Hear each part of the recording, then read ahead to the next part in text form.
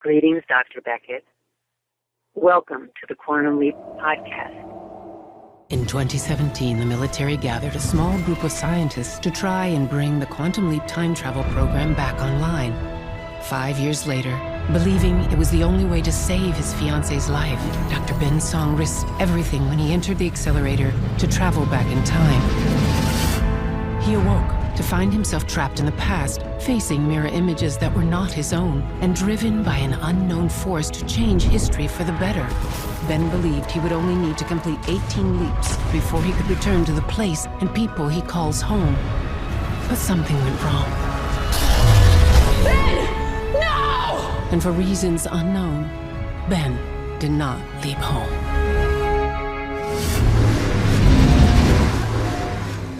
You are listening to the Quantum Leap Podcast. This is episode 157, The Outsider. Hello? They know. They do? Of course they do. You talked to a suited Kaplan, didn't you? I told you to keep your mouth shut. Sorry, It's too late to be sorry. Okay, people are gonna die now. Who? Who's going to die? I'm out. Their blood is on your hands. Wait. We're gonna be late. God, where do I find you people? Press. You're a reporter! You're not drunk, are you? Because I had to fire my last producer for drinking on the job. No, I'm still trying to connect the dots here. I think I just got off the phone with the source. It sounded important. They said people are going to die. Look, kid, everybody's got a tip, and they all want me to report on it because they think I'm Connie Davis. So you're not Connie Davis? You know what I mean. I'm not who I was in New York. Did Hannah get my letter? She did. They were able to catch Josh's heart disease in time. Oh, thank God. Ben, I'm sorry. Josh died in a car accident a year later. He died? Anyway? Can we please focus on the leap? Connie Davis. Okay, at the height of her career, she was a trailblazing journalist in New York City. I mean, she was a legend. Think Barbara Walters. Until she was fired. Why? I don't know. I mean, I guess it had something to do with a source, but whatever happened, it basically ended her career. Okay, so all I have to do is get Connie's career back on track. Shouldn't be too hard. You'll have to excuse me, Mr. Rich, but I'm playing catch-up here. Your employee, Ian Wright here, stole my quantum chip. Magic. I'm really... Go home. Connie. Brian, did you sleep here? I need to talk to you about the story. I did the work. Now I need your help to save the lives of a lot of people. Well, how many people are we talking here? Thousands.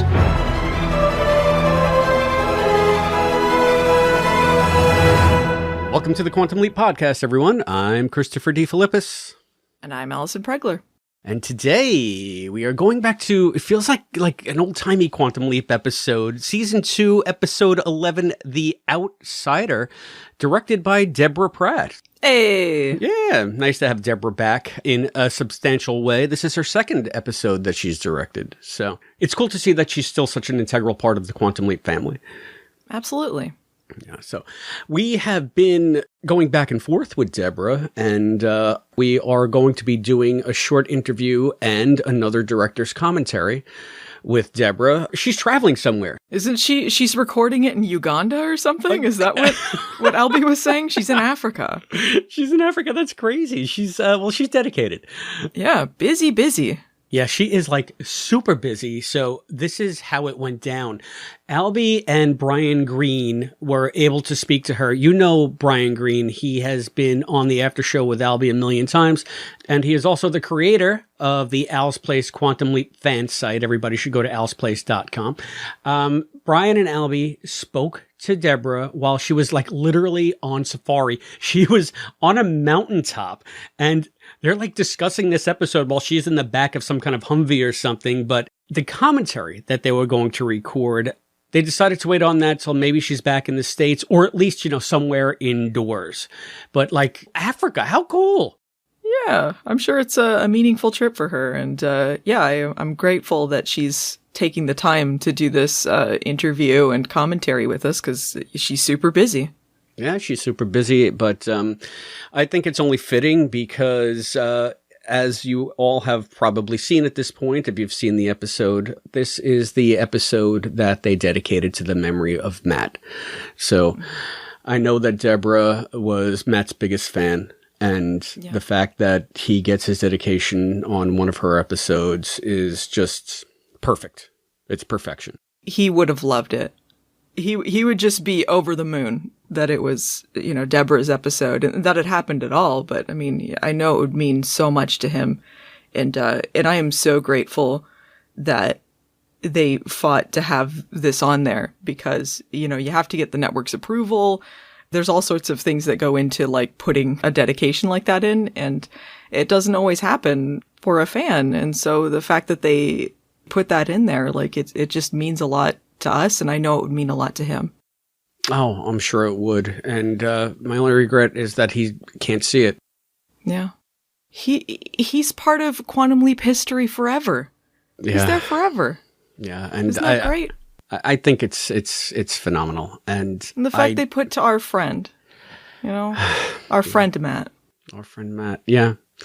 And I think it's also speaks to the esteem in which the cast and crew held Matt and the production team and everybody involved with the show. We just want to thank you for all of your support again in this time. I know I sound like a broken record, but it can't be stated enough that the outpouring and just the way you've embraced us and rallied when all this terrible stuff happened, it means the world to us as well. So thank you so much for making this happen for us and for our friend and the memory of our friend.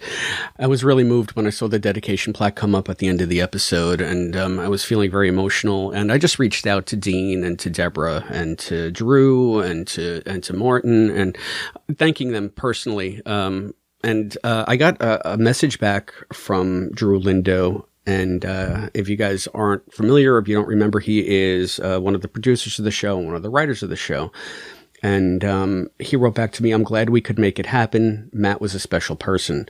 I wrote the finale as a love letter to fans like Matt, but after he passed, the story took on some added resonance.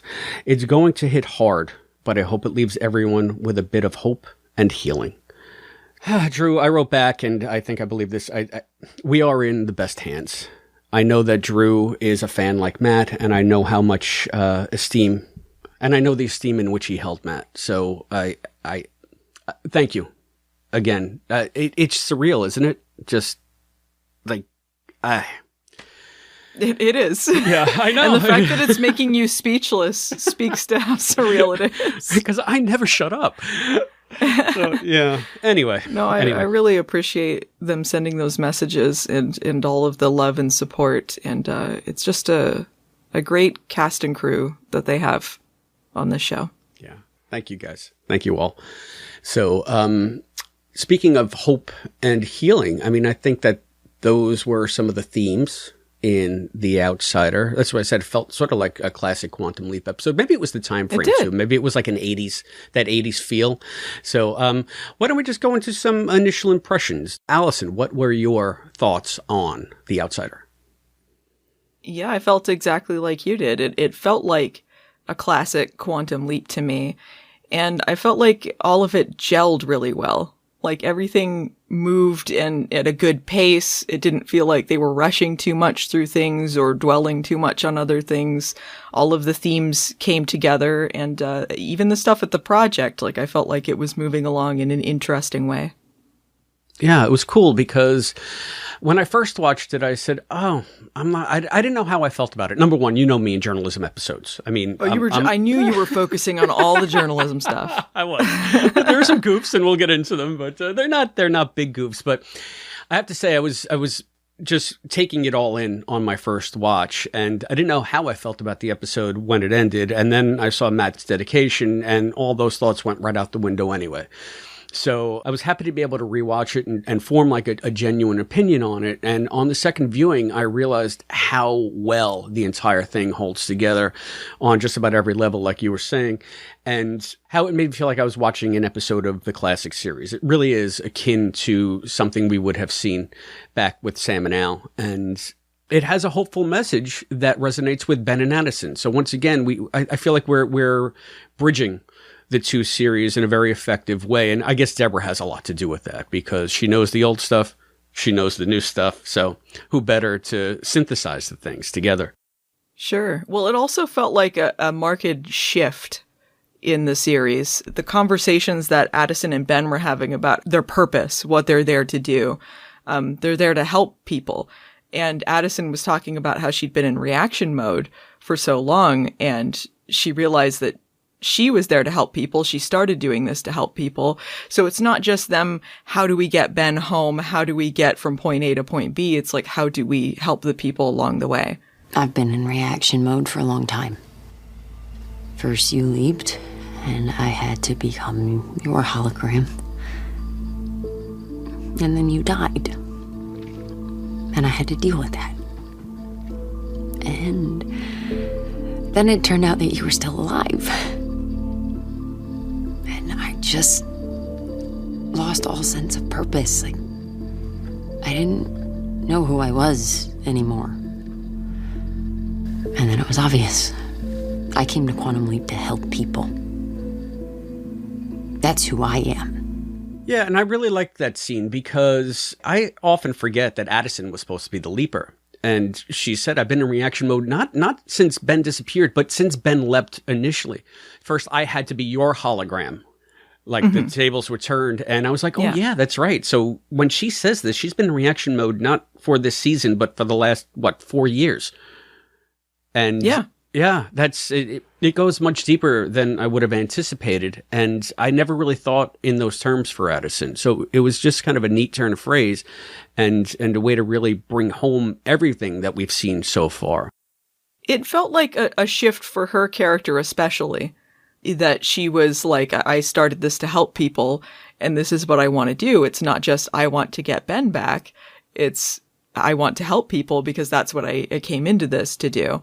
And I really enjoyed her on the Leap, doing the hologram stuff and figuring things out with him. They had that great montage where they're doing their journalism bit. She talked about how she wanted to do journalism, and this was another aspect to her that I found was interesting. It felt like she was engaged with the Leap. There was a good chemistry between them. I thought it worked really well. Yeah, I think that I termed it on the rundown here that Battison is back, and one of my criticisms of their relationship thus far has been that we haven't seen the kind of chemistry of them working off of one another to help solve the leap and to just really build their rapport as not only a couple but a team. And we got so much of that with Ben and Hannah. As you recall, I said last week, I wish that we could see more of that with Ben and Addison. And it's like they were reading my mind, because I know they wrote this for me exactly in reaction to what I say on the podcast every week. They're like, stop the print. We got to make changes. But it did feel like there needed to be a shift in how they interacted, because something was just not quite working a lot of the time. And there were like sparks of this that I felt like they did really well in this episode. And it did feel like there was a good rapport going on between them. I wanted to know what was happening. I was like, what's going to happen when Addison shows up? How's Ben going to react? What are they going to say to each other? It was an interesting way. It wasn't just, oh, here's Addison to spout off the information or whatever. It wasn't particularly angsty, but they still had a lot of like, dramatic moments in the episode. Like, Ben finds out about what happened with Josh. They have the moment where Ben's drinking and they're talking about, their purpose, like we were talking about before. It felt like there was moments in there, but it wasn't stopping the story. It wasn't boring. It felt like it was organic. Yeah, it really did. And I like the way that they played it off of the end of the last episode, because Addison doesn't hedge. It's not like a big secret. She just looks up the information. And even though it's a tough thing to tell him, well, the letter worked. He didn't die of cancer, but he dies anyway of a car accident. And Ben says something to the effect of, You're still thinking about what happened to Josh? Maybe this is the universe telling me to stop trying. It reminded me of Mirror Image, because it always reminds me of Mirror Image, when Sam is lamenting that he didn't save the relationship between Al and Beth. There was a time once when he wanted me to do something for him, and I didn't. Could you have done it? I could have tried. Why didn't you try? I wasn't there to save his marriage to Beth. I was there to save an undercover cop from being killed. So Beth thought Al was dead and married someone else because Because I always play by the rules. I've been having an evolving feeling about Mirror Image and Sam's destiny and the way the series played out originally. And I feel like at that point, GTFW felt that Sam was ready to go on and leap independently of his guidance of the project and be basically leaping on his own recognizance, being able to figure out what to do right, and to go on to continue to do good. That's why he never came home. Whereas maybe at this point, Ben is trying to do that, trying to break the rules, trying to figure out how he can have a bigger impact on the people that he loves. And maybe GTFW, in saying, hey, but he dies in a car accident anyway, is saying, Ben, you're not ready yet. You don't have enough seasoning yet. You don't have enough leap time under your belt to make these kinds of big decisions yet. And I don't know if I'm getting too meta with all of this, but I mean, do you think that's like a viable take on it? I mean, if that's your take, sure. I kind of took it as sometimes some things are destined to happen no matter what you try. Like, it was good that he tried to save him regardless, because that shows what a good person Ben is. But sometimes things just don't have a happy ending or don't work out in the way that you want them to work out.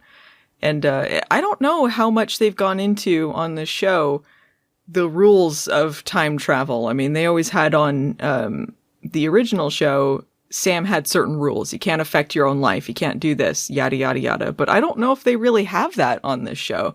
When he wrote that letter, was it breaking a rule? When he I know that he couldn't get his mom's number in the pilot that wasn't the pilot. They were kind of repeating that a little bit, but it didn't seem like there was a problem getting Hannah's number in this episode. Like, he nudges Addison about it a little bit and then she gives it to him, but I don't know what he is or isn't allowed to do while time traveling.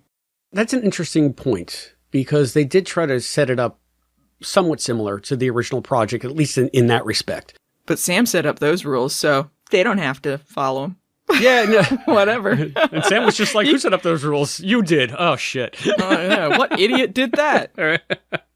But I think that this, to me, stands out as a special circumstance, or maybe it's just because it's so contiguous. Because Ben has his memory in these leaps, he can, from one leap to the next, react. And he would have, had he not told Hannah about the situation. So to him, it's just like, well, I still have to tell her, and this is the means at my disposal in which to do it. And maybe the rules aren't as stringent at the new build, but maybe they were, but all that's out the window. I don't know. It's been very nebulous, and I don't mind that they're playing with the time travel in this way, because number one, I like time travel stories, so I like time travel shenanigans, and the letter is a classic. It's a classic, and harkens back to the leap back, so we like that. But I think that it's also in keeping with Ben's character. Like, this is what Ben would do, because he has the knowledge. It's not like he is a clean slate at the beginning of every leap. Sam wasn't a clean slate either. I don't know why you act like Sam had complete amnesia every episode. They had episodes where he would remember things. What about the leap home, where he leaps into Vietnam and then he's like, well, I can save my brother now, Yeah, but those were special cases, and I'm not saying he was a clean slate.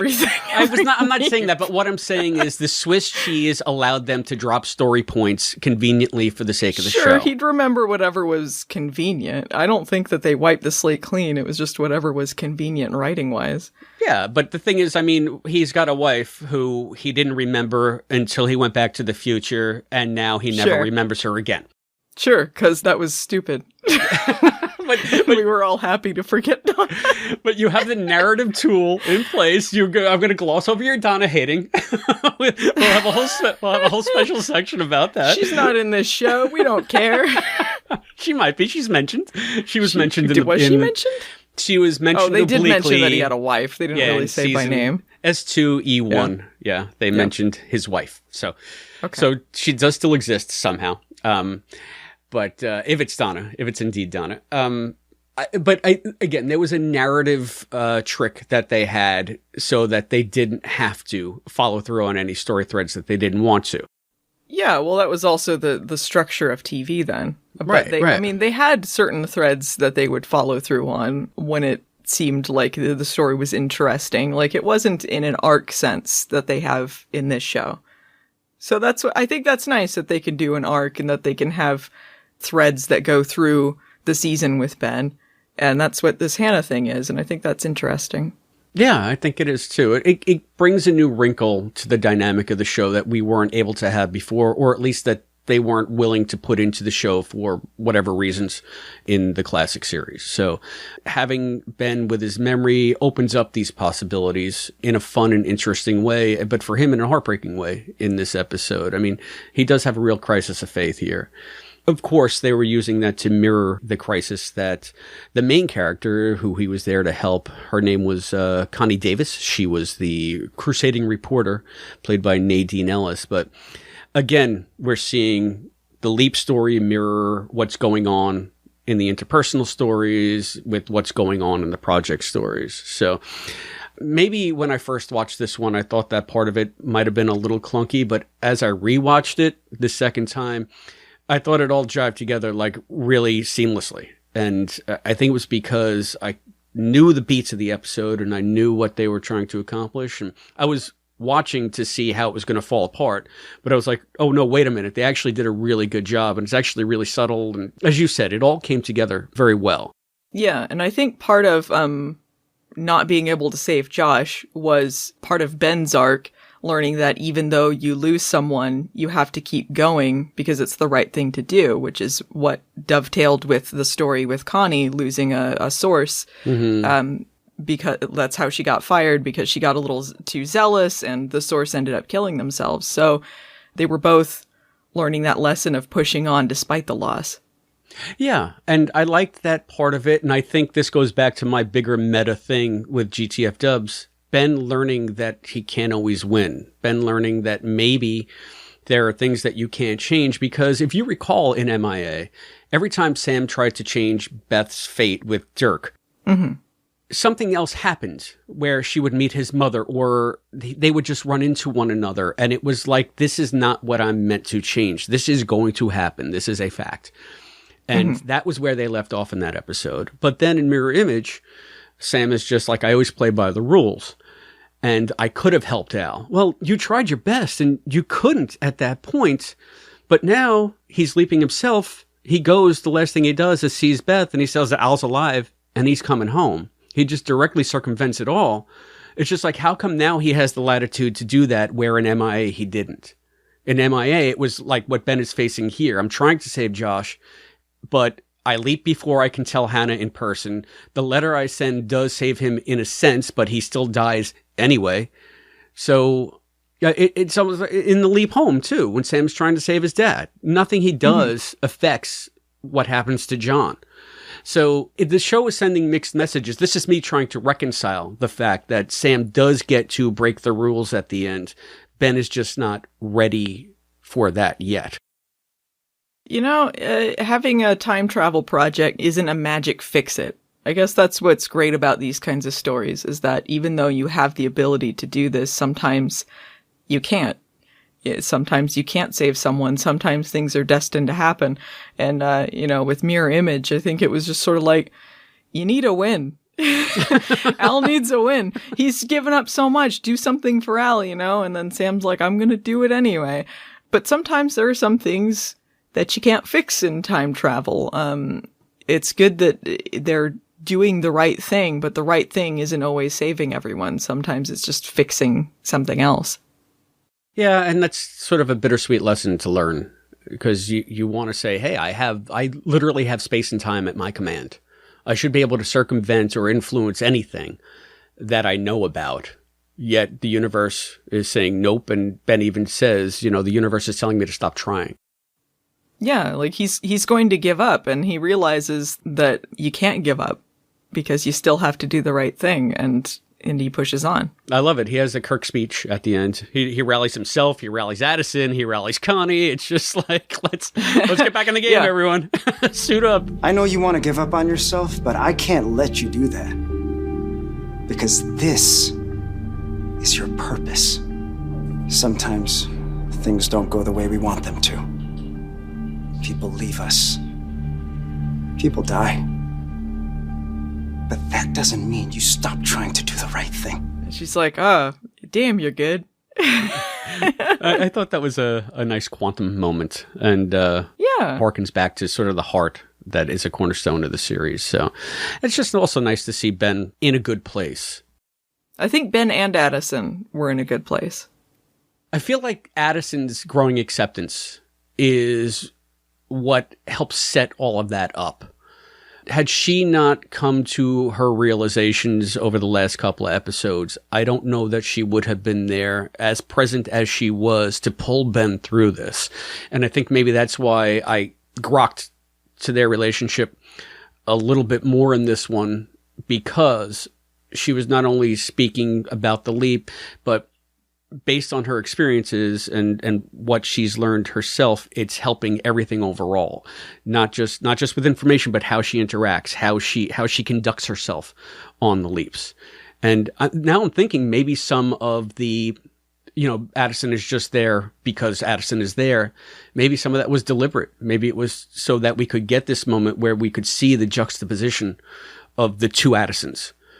Someone that is just existing on a leap, being a data dump, as opposed to someone that's, really popping off Ben and helping. And I don't know.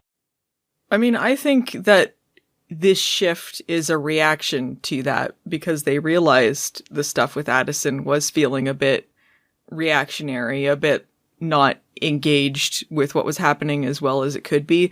But also at the same time, it's character development, which is good. Like, she wouldn't immediately fall into, hey, this is great, we're saving people, I'm glad that my fiance is lost in time, but I'm glad that we're having this shift because it needed to happen. It needed to have some sort of change from focusing on getting Ben back to focusing on helping people and on the leaps, which I think is what was happening here. Yeah, it's a nice shift, and the project stuff doesn't seem to distract from it, which is also pretty cool. Yeah, I felt like the story here at the project worked alongside with what was going on, even if the stories are not exactly connected, but they are. Well, I'm just happy that we have this dynamic. I hope we get to see it play out in a much bigger way in the final 2 episodes of the season, which are coming, next week already. Jeez, it's gone so fast. They're doing them both the same night, and I'm not sure they're doing screeners, so we might be seeing it the day of. We might be seeing it the day of for sure. I got to be honest. I mean, I wish that it was a 2-parter, but it is going to be 2 separate leaps that just happen to be airing back to back. It's not like going to be a cliffhanger from what we've been told, but I can't imagine with the serialized nature of this season that they won't be 2 contiguous stories in many ways. Yeah. From the press releases, it sounds like they're both going to involve Hannah in some way. And I know that they have a story arc to wrap up, so I think it will still feel connected in that way. Yeah, and I'm glad we're getting them both because I don't want to wait. But I'm kind of sad because, that's the end of the season and we still haven't had any news on a pickup, but that's neither here nor there. I mean, I'm just happy that we're getting a wrap up. Yeah, it's been a long time since I've watched something in real time where I'm like, is it going to be renewed? Is it not? Ooh. I know, it's like, oh no. But they had such an early renewal for season 2 that, it kind of spoiled us a little bit. So who knows? I'd say it spoiled us a lot. Yeah, but I mean, like, if you guys are listening and watching, be sure to watch it on Peacock if you can't catch it the night of, because again, they count those views. The streaming stuff matters. It really does. So, I mean, we're talking about the back at the problem. Sorry, I derailed us from the discussion with all this, but I want to talk about that back at the project stuff because I expected to hate Gideon Ridge. I called him Gideon Rich in the last episode. I'm sorry. I thought they were saying Rich. It was Ridge? It was RYDGE. Ridge. I swear I heard Rich. Even Phelan heard that, and he was like, his name's Mr. Rich? Like, the rich guy is Mr. Rich? Richie Rich? Yeah, he's called him Richie Rich. Should have come in little shorts. And like, if they just called him, like, Mr. Smug. Like, really on the nose. Yeah, exactly. Mr. Mustache Twirler. I like James Frain's performance in this. I thought that he played... He was greatly hateable. Right? Like, you love to hate him. Like, ugh. My first thing was, okay, I know last week we were making fun of the fact that he can just sashay into a top secret government project with seemingly no repercussions. But now this week, the first time we see him, he's sitting at Magic's desk as if he is the director of the project. Feet on his desk. And Magic and Ian are just sitting there looking at him like I thought Magic was the boss here. They are getting stripped down by this guy, and he's kind of earned the smugness. He's a villain, but Ian wronged him. Yeah. And so he's laying down the law there, and then Magic is sitting there like, what? Huh? What has been going on? Magic gets so pissed, and I'm like, oh no, Daddy's mad. Daddy's mad at everyone. I get that you're mad, but... You understand what you two have done? I do. This time, there'll be consequences that I can't protect you from. Magic, I'm sorry, but we were just... Get out! He's the maddest he's ever been. And we were talking about in season 1, he's like world's greatest boss. Like, I gotcha. Yeah. We did this. Woo. And here he's like, don't talk to anyone else. You get out of here. Right now. Tosses aside his little thing on his desk. That was fantastic. It was nice to see Ernie be able to do something besides, give a pep talk and an avuncular smile. Yeah. Magic has been so underutilized. He was so mad. It's cool. It's really cool. Now, I really liked Ian's reaction, and the fact that they were able to bring Tom into it again, keep that character in the mix as the liaison for the DOD. It all kind of fits together with his role at the project, which we were parsing a couple of weeks ago. Here's what I don't get, though. They bring in Tom as the DOD agent to talk to Ian. And then when Addison finds out about this, she's like, isn't that a conflict of interest? And he's like, I don't know, because they don't know where we stand. And okay, fine. They didn't know that they were dating for some reason. But he's been working with this project for so long. He knows these people. He has a pre-existing relationship with them, whether it's romantic or not. So that does still seem like a conflict of interest to send him in to interrogate Ian. Maybe this is... I was thinking the exact same thing. I mean, regardless, it's a conflict. But maybe whoever at the DOD is Tom's boss is on Team Quantum Leap. Like, they want the project to keep going. He said that he was told to burn the project to the ground, though. Oh, shit, you're right. What I do know is that I got a call at 3 a.m. asking me to burn Quantum Leap to the ground. Yeah, he said that he was told to just tear him a new one. But luckily he was still on their side. Addison asked him to help and to go easy on Ian, and he did. He did the best that he could. I like that about him, and I'm still thinking that maybe there are factions that are with Ridge and maybe factions that are more anti-Ridge, and maybe one of the people that called him is one of Ridge's cronies, like someone that's in Ridge's pocket. And maybe there are other people, other, higher-ups that have a different point of view. Again, I'm getting all meta here. I'm writing this in my head as if I were working on a novelization. Sure. I mean, well, that's good to kind of come up with a headcanon for it, Like, figure out how this makes sense to you, and I can buy that. And I could see Tom not wanting to burn the project down and being in the best position to see what is really going on here, because he's got the context. Yeah, I think he cares about the people and the project, and he also still cares about Addison, even though they break up in this episode, but he still cares enough to listen to her when she asks him to help. Yeah. So, I mean, I'm just curious to know, how Magic leaving is. I mean, that was the big reveal at the end. Magic is going to take the fall. I'm Captain Bones. That makes it my fault. Yeah, someone has to take the fall. They make it seem like it's going to be Jen because Ian's too integral, and then Magic sacrifices himself. Right, but I mean, so how does that satisfy Ridge? I guess in a way it does, because the project stays running. Ridge gets the chip. It could be. Now, listen to this. All right. Maybe the people telling Tom to burn the project down are the people who are against Ridge. Because think about the upside here for Ridge. He's saying that he wants his pound of flesh, but he's got now access to time travel technology that is leaps and bounds ahead of, anything that he might have previously thought of. His quantum chip is integral to this. He gets all of this information. He gets a leg up in technology. He gets an edge over whatever competition he might have. And it's a win for him that Ian stays on, because Ian is the only one that can really administer the tech side of this stuff. You think Ridge is going to take over, like, as head of the project? I don't know about that, but it makes more sense that Ridge would love that Magic leaves, because Magic, at the end of the day, is just a well-meaning administrator. But Ridge needs Ian and their expertise to get the most out of the project, to get the most from this investment in this super quantum chip. Sure. So it could have been the people who were on Team Quantum Leap, but against Ridge, saying burn it down because this technology should not be in Ridge's hands. That's a way to think about it as well. I don't know. Sure. I don't know. I'm going all over the place here. I think they had too many characters at the project with nothing to do. And someone needed to go. But I don't know how it's going to end, so that's just my prediction. I can't imagine that that's the last we see of Magic. I just can't. Yeah, he may be in through the rest of the season, but I don't know if they get renewed for season 3. I don't know if we're going to see everyone at the project.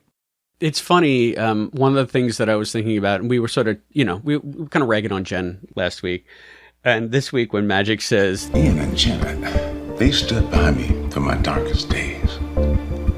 That family to me, Tom. There's no quantum leap without them. Really? There isn't? Without Jen? Okay.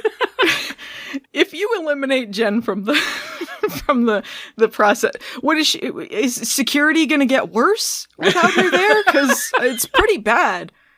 She's never done a single security thing. She tracked down Janice. I think that's the only security thing she ever did. I don't know. I mean, like I said, I enjoyed Jen as the hologram. I think like she is a character that can be very interesting, and especially like as a foil to Ben, I really liked her. I just don't like her as the security of the project because I think it's a bit of a useless role. Well, I think that's also the way they're writing it, because to justify what Magic says, almost the immediate next scene, we see Jen in a moment of extreme competence where she has to help them crack that safe so that Ben can get the smoking gun that helps to leap. Right. Well, I think she had to do it too because Ian wasn't there. Ian had to leave. But this seems to be more in Jen's wheelhouse. She knows how to crack safes, right? Sure, that's true. But I mean, this was me talking before about how it feels a little redundant because Ian and Jen kind of do the same thing. I mean, she does have a criminal history that helps her in this, but it's just been a struggle to find a role for her. Yeah. And like I'm saying, I love Nan Rissa. She, to me, is one of the highlights of the show. I want her to be on the show forever. And I just want Jen to have something really cool to do. Yeah. I think it just needs to be restructured because I like Nan Rissa too. But, and I like Jen's character at times, but it just feels like she's not doing anything a lot of the time. So at least she got to have her hero moment.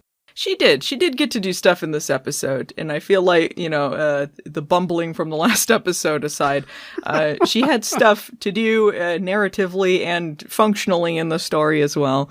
Her interactions with Magic when he like yells at her, like she's like, wait a minute. And he's like, get out. Daddy mad. You could feel that really hurt her because of how close they are.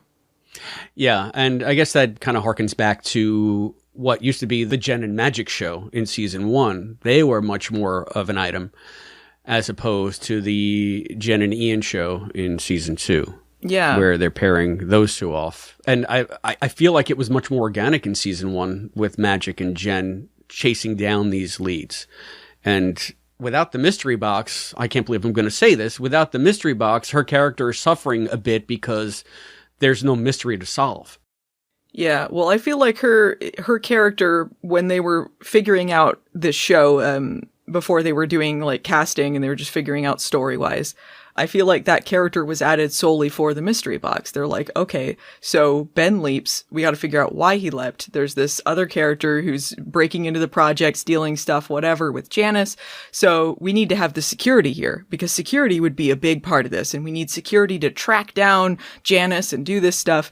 And I feel like that was the reason why this character was added, but they weren't thinking about any other reason for them to be there. And I don't know if Quantum Leap lends itself very well to saying what security is doing all the time, unless you're having a lot of security breaches, I guess. Like I said, I like Nanarissa and I like Jen's character doing other stuff. So I feel like if they could find another function for her, that would be great. Like if they just restructure what they do with the character. I think that's an excellent point, Allison. And it would be weird, but hear me out here. If they're setting up this being Ernie's last season, then sort of a void opens up in the top spot at the project. Maybe Jen fills more of an administrative role. Maybe more. I don't know. I can't imagine them getting rid of Ernie Hudson, though. Like, I can't imagine him exiting the show. Yeah, I hope they don't get rid of Ernie Hudson, but it may be that they got to cut some budget stuff. It may be he's too busy with like Ghostbusters stuff.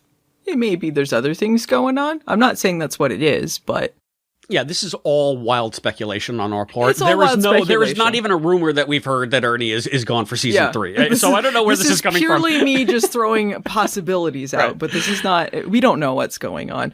There may be a story reason for this, that they're doing it. I don't think that he's gone from the show completely. At this point, I think he's going to be to the end of the season at least. Oh no, yeah, 100%. I can't imagine that they wouldn't have magic in however the season ends up. And I still have no freaking clue where they're going with this. We've been speculating, but there's not been many new breadcrumbs dropped for me to latch onto to say, I can see that it's going this way. I can see, Sure. I've been throwing out things like, I think this is going to happen or this and this. And like, it hasn't always been the case. So, sometimes you just got to throw a guess out there, but who knows? I did call it right with Josh. He's dead. Yeah, poor dead Josh. They didn't save Josh. He herbicared too much. I mean, some of those things in the Leap plot, I know I don't mean to make light of Josh's continuing death, but but it's so fun to do it. But there were some clunky things. Tell me when she was doing the pumpkin story, the second that woman coughed. Well, it sounds like you two are going to have a lot of leftovers this Thanksgiving. That's true. I laughed so hard every time they were talking about being sick. Like the pregnant wife has to show up like, very Dickensian. She's sick. Yeah. So fun. I do love seeing a giant pumpkin though. I was really happy to see some giant pumpkins. Pumpkins are my vibe. It was really cool. What I really liked on this Leap was it felt, I think, like the best modern period piece that they've done. Because often when they're doing things that go into the 70s, 80s, 90s, I feel like often don't feel exactly like the period. 70s, I think they kind of got, but 80s and 90s, sometimes it just feels like now, like when they were like out in the camp episode in the woods, that was the 90s. You can't tell what time period that is. But this felt to me like the 80s, and it felt like the dress and the style and the way that they did the commercial, like it all felt true to the time. Like even before I saw what date it was supposed to be, I could tell the time period. I also loved Robbie Barlow's epic mustache. That was such an 80s stash. Yeah. But yeah, it's funny because this was a red flag to me on the Leap end of stuff.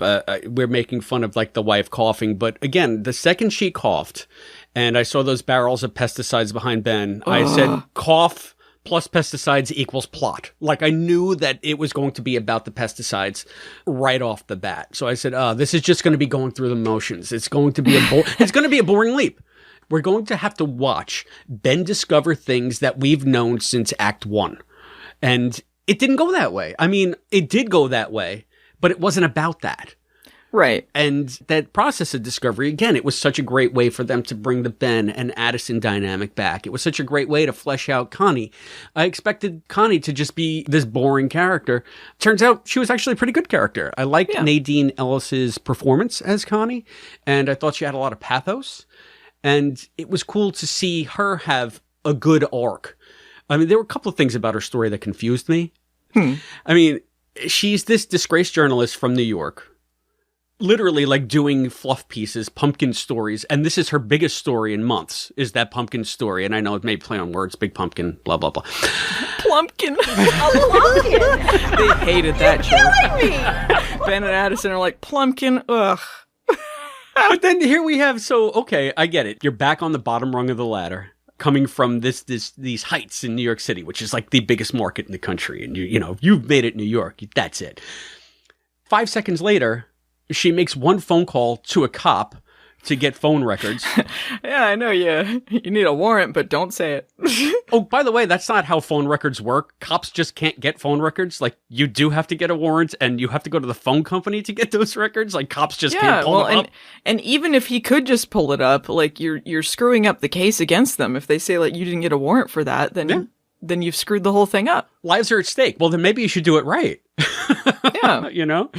But the other thing is, like, she has a direct line to the best doctor in Denver. Like, where did she get that? If she's a nobody local journalist. I mean, she still has some clout, she still has the prestige of who she was. I think the reason she's in the state that she is isn't just because they won't let her do it. It's because she's not confident in herself to go back into the hard-hitting stories.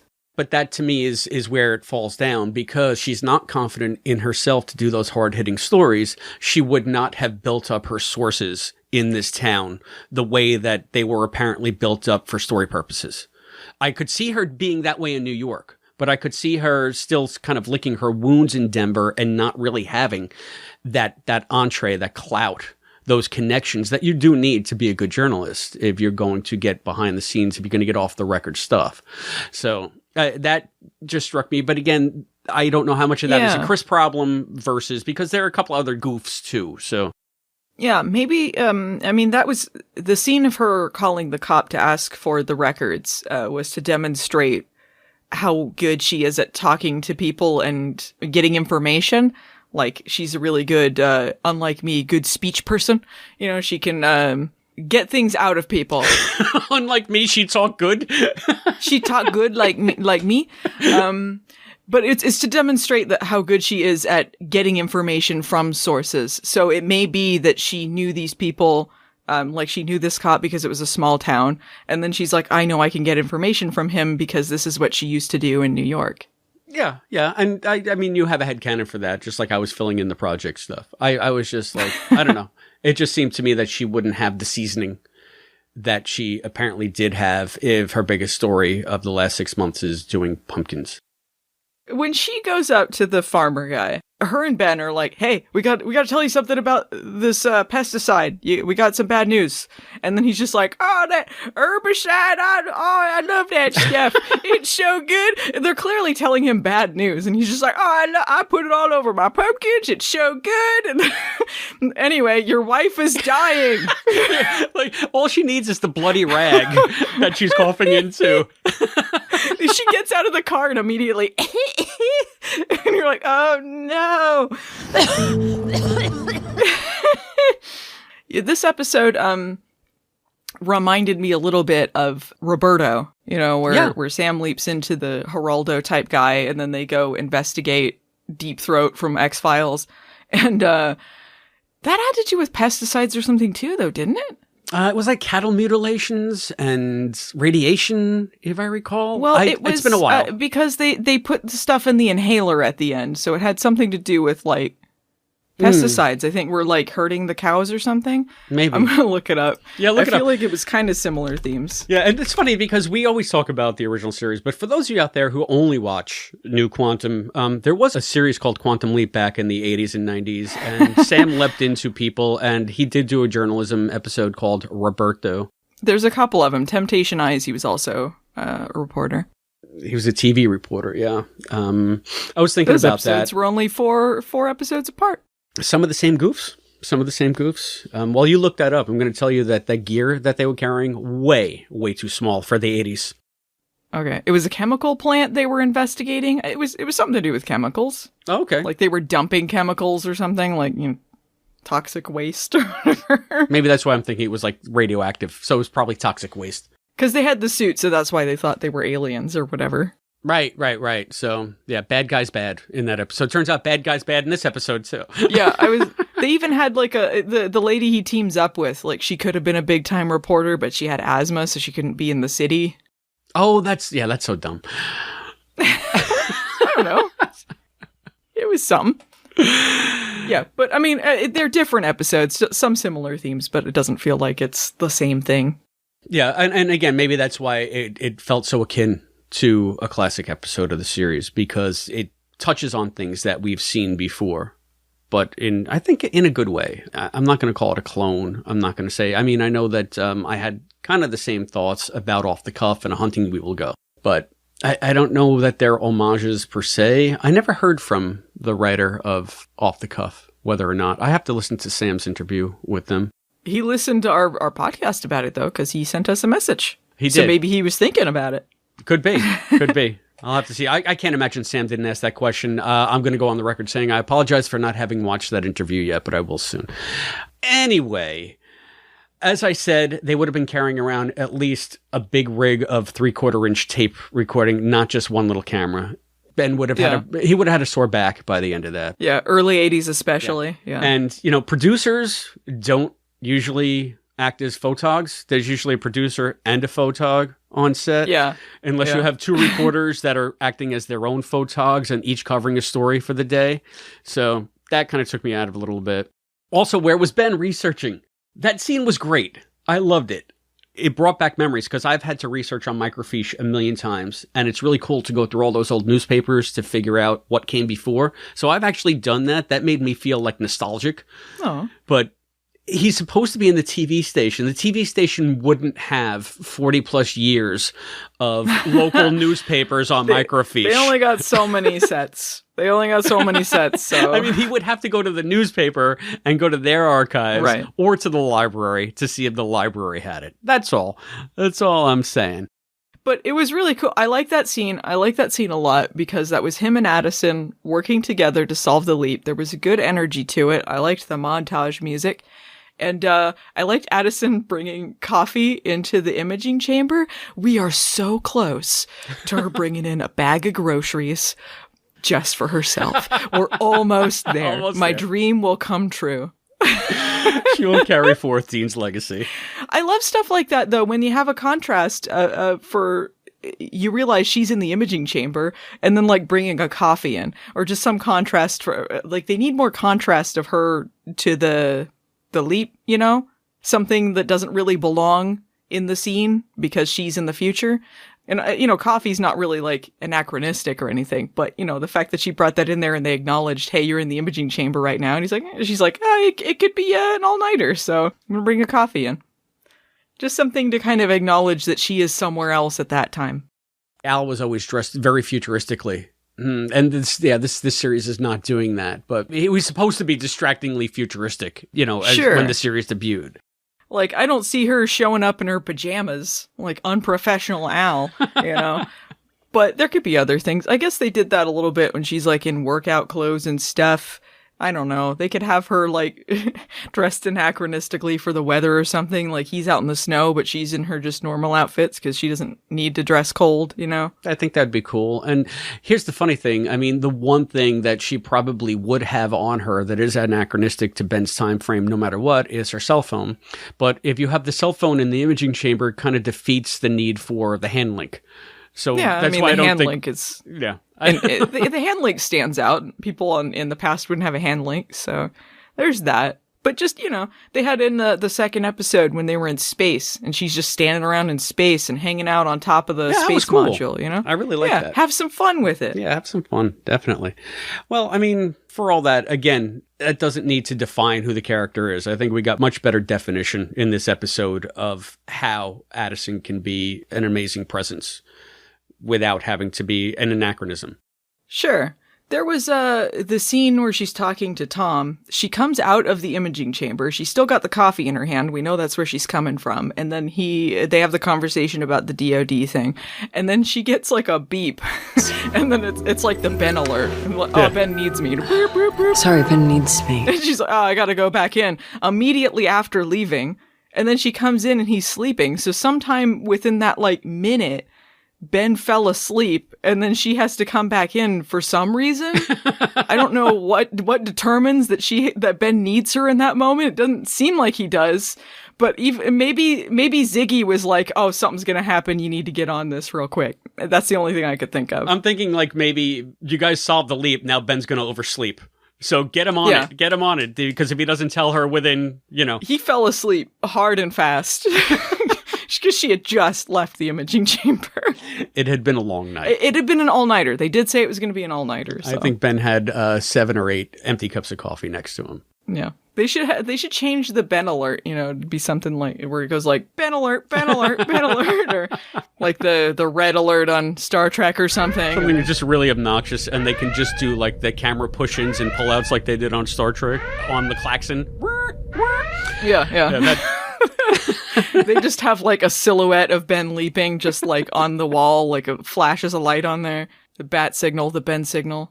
That would be too cool. I'm sorry, Allison. It never happened. It'd be too cool. If they added a Ben alert, it would be amazing and lame at the same time, but I would love it.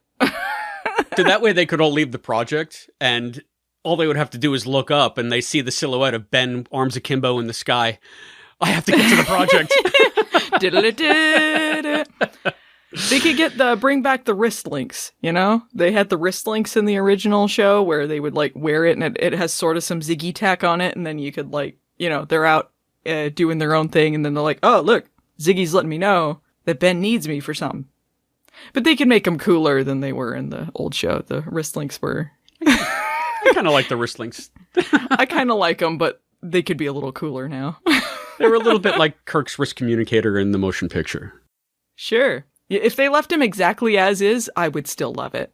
Yeah, I like that. It was a little redundant for him to have the wrist communicator and the hand link. I mean, why do you need both? Yeah, that seems like something when you're on the go, not when you're at the project, because Ziggy could just talk to anyone anywhere, and she did. Well, that was when she talked. Now she just does Ben alerts or whatever. Right. So I think that it could get as goofy. Let's get some more goofy stuff in there. It'd be fun. Just have some fun. That's the thing that I would like to see more of in season 3 is just some more fun. Because it's good to have a mix of both. You don't want it to be goofy goofersons all the time.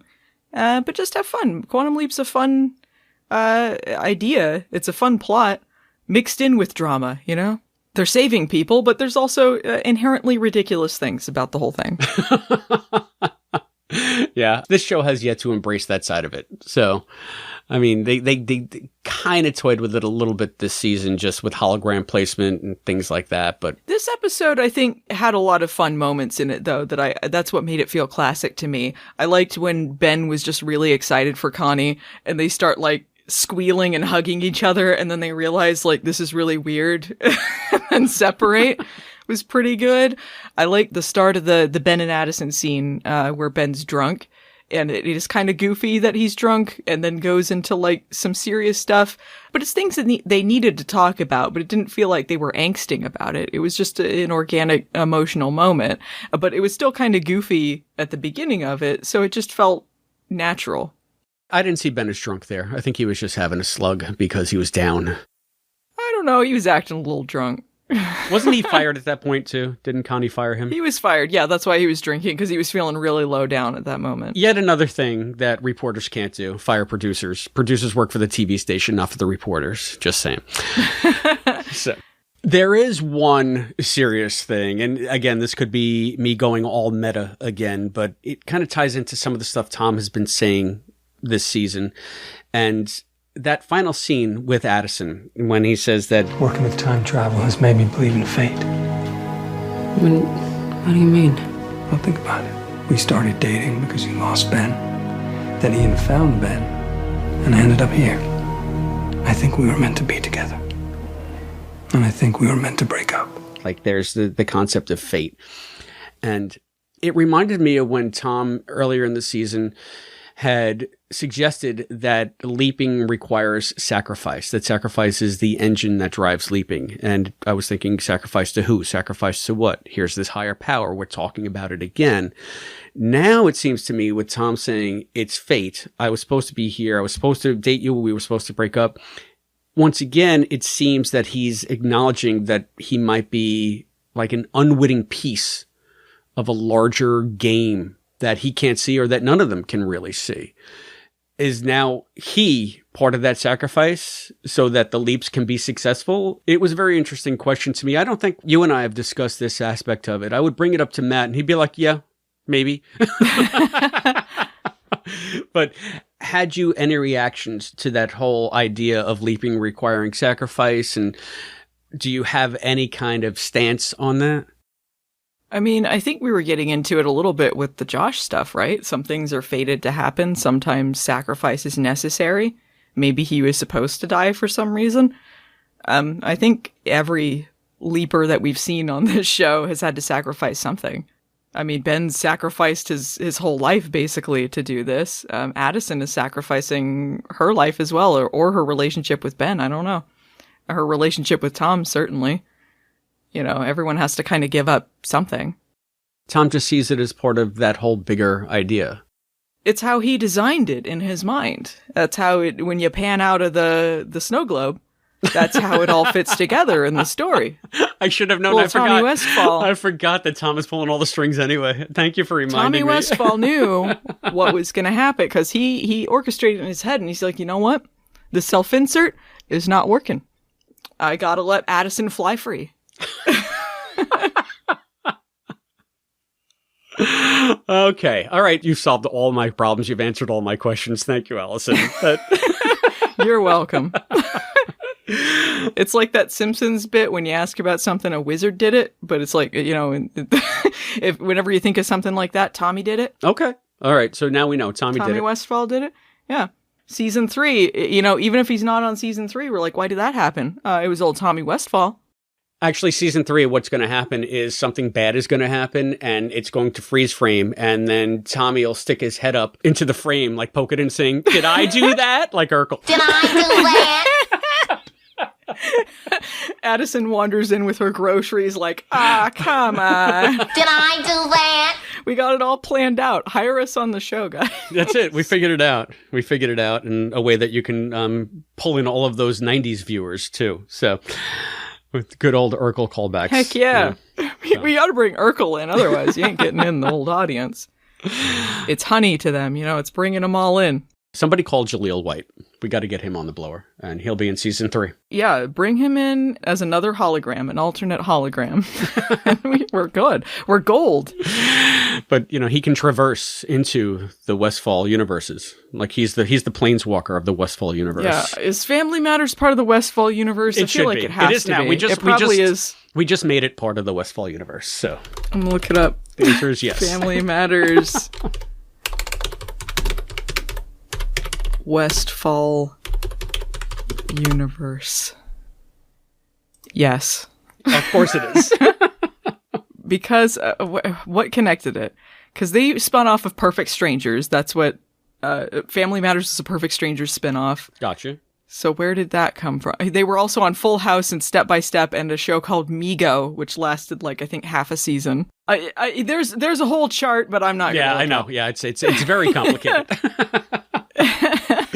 Anyway. You know who else I thought was pretty entertaining in this episode? I liked Mustache Guy. This was, Robbie Barlow was the mustache one? Yeah, that's Robbie Barlow, played by Charlie Bowden. I thought he was funny in it. There was good energy.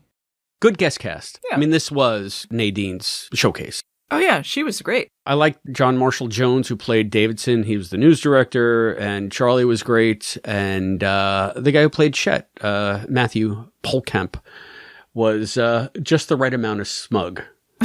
And I guess you had to balance that against against James Frain's uber smug. Oh, yeah. I loved his delivery in the commercial when he says Herbicore, Herbicares. Because of Herbicore, we Herbicare. That was so deliberately bad. It made Yeah. me think of something that would have been on movie nights. Like shaking the hand of the farmer and the kind of awkward turn to the camera. It was very good. And that also felt very period appropriate. I loved it. You would know. You're the expert on all things bad and funny bad. So, yeah, that fit right in. But it's intentionally funny bad. Yeah, exactly. So, nice touches again. So, I mean, that might help usher in some of my final thoughts on the episode. Do you have anything else to discuss about? I did want to add, I was glad that this wasn't just an action-adventure type episode, because they've had a lot of those this season, and there was some action in it. Like, there were explosions, there were guns, and some, there was that stuff to it. But it felt like the heart of it was a story about Connie, and it was a story about Ben and Addison, and it felt like it gelled really well, and it wasn't just about, let's have a big sprawling adventure. Yeah, and I think maybe that's why it felt so akin to the classic series for me, because it did feel like something you could have seen in an 80s TV show or a 90s TV show, and that's not a knock on it. It's something that I feel like this series has lost a little bit, some of the smaller stories, because we're seeing all the amazing grand adventures, the globe-trotting adventures that Ben is on, and I'm loving all of that stuff, but this one seems to get back to some of the core things about quantum that made quantum. And I like that it was a smaller leap. I like that it felt very much of its time.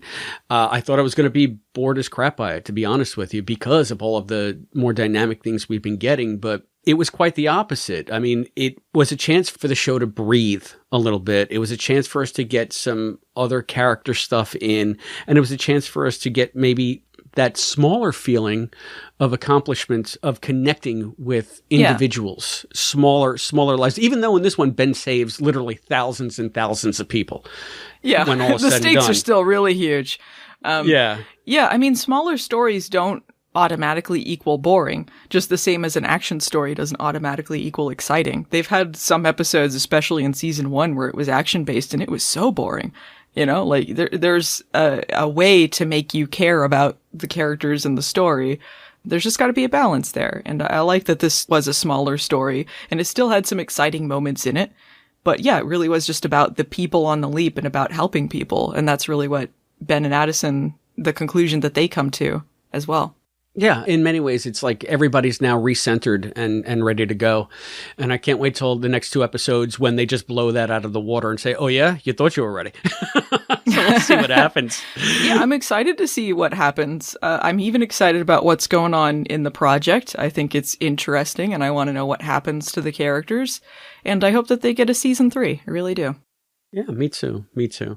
And I think that closes the book on our discussion of The Outsider, but don't go anywhere, because after the break, we'll bring you our interview with the one, the only, Deborah Pratt. Stay tuned.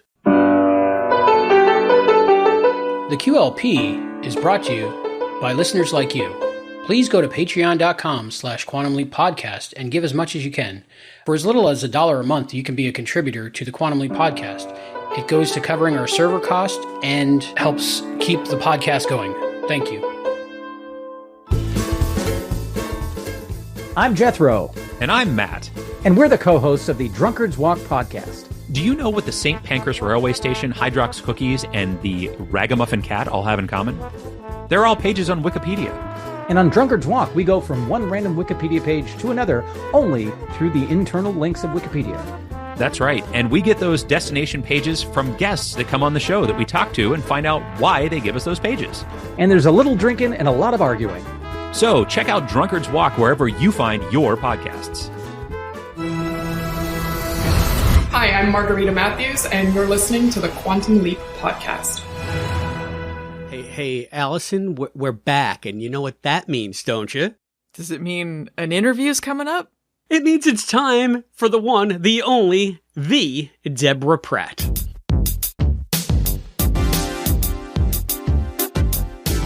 Hello, Leapers, and welcome back to the Quantum Leap Podcast. I'm Albie, and we're here with Brian Green. And we are so fortunate to have the wonderful, fabulous, beautiful, intelligent, kind Deborah Pratt. How you doing, Deborah? Good morning. At least it's morning here. We're fans. Yeah, it's late night here. So tell us where you are. I'm so excited for you. I am in Uganda, Africa, and I am on a tour with an amazing man, a travel expert named Peter Greenberg. So he is shooting a show about Uganda, and I get to be part of it. So not on screen. That is amazing. Back screen, behind screen. We are here to talk about the 11th episode of season 2. Yes. The Outsider, directed by Deborah Pratt. This is your second director credit for the new Quantum Leap series? Yes, it is. Tell us all about it. Yeah. How did you get this episode? When did you hear about it?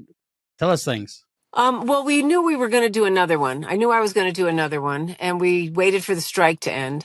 You know, we shot the first 8, and then we waited for everything to come back up. And so they gave me one. They seemed to give me the ones that are highly emotional, which is great because to me, those are the closest to the original Quantum Leap series. And it's a great story about a woman's comeback who's lost her career and lost her courage. And I think Nadine Ellis does a brilliant job on pulling it off. The entire cast just nailed it from the audition going forward. And we got to shoot all over the Universal lot. There's a spoiler alert if you're listening to this before the show airs, where we shot at Bates Motel. So if you ever go on the tour, I saw that. That's kind of cool. So cool. And actually, here's a bit of trivia. The gentleman that's inside with the phone when she makes the phone call plays Norman Bates at the tour. So if you take the tour, you know, he's going to come after you with a knife. Nicest man. Wow. I apologize. I couldn't do the same. Yeah, that looks so familiar. And I was like, oh, wait, they're on Universal lot. That's the Psycho Hotel Motel. That's so crazy. So was the Psycho house right behind there? Yes, it is. We had to shoot low to make sure we didn't get the family dwelling behind. Yeah, Nadine, she was amazing. I thought like we found our next leaper if we ever get a third series. She was just that good. Yeah, I've had a couple of people say she should get a spinoff, and that should be her series. An investigative reporter in 1986, I think it was. She's an incredible actress. From the moment I saw her do that audition, I knew that's who was had to be Connie, and she just did a great job. I'm really happy with her, the entire cast. I think she and John Marshall Jones should do a series by themselves. The character Davidson, I love. Oh my God, he's so good, and there was some fans. You know, some of the actors grew up with him on his series, and so there was a little bit of gushing going on, including Ben, including Ray. And I'm trying to think of who else. I think Caitlin, too, knew him growing up, and a couple of the writers. So he was a little bit of a rock star on the set, which was great. But yeah, that's what I'm saying. There's a TV show right there. Kind of the beauty of Quantum Leap, for sure. Yeah, I would totally watch that. Were you involved in all the casting? Is that how that works as a director? Absolutely. You know, a lot of times, sometimes if the studio has an actor or a big name, especially that they want to push forward, that, you know, sometimes you have to take a back seat to that as a director. But for the most part, you choose everything. You approve wardrobe, you approve casting, you approve locations, you approve, you know, it's your picture. And the beauty of Quantum Leap, it's a new movie every week. Yeah. Because of the strikes, when did you get this story? When did you know what script you were directing? Was it very compressed process? Well, the story was in the works, you know, early in that sense, but it changed quite a bit over the course of things. We got a first draft from Rami, and then notes from Dean and Martin, and then they brought in Margarita, who's an incredible writer. And Margarita did the final polish and made the changes and just tightened it up. And, you know, we talked about making it more suspenseful. I really wanted, and she really wanted it too, to have the edge of a Michael Clayton kind of story. And it's an important story in the sense that we're dealing with what big pharmaceutical companies and big agricultural companies do to us. And their bottom line is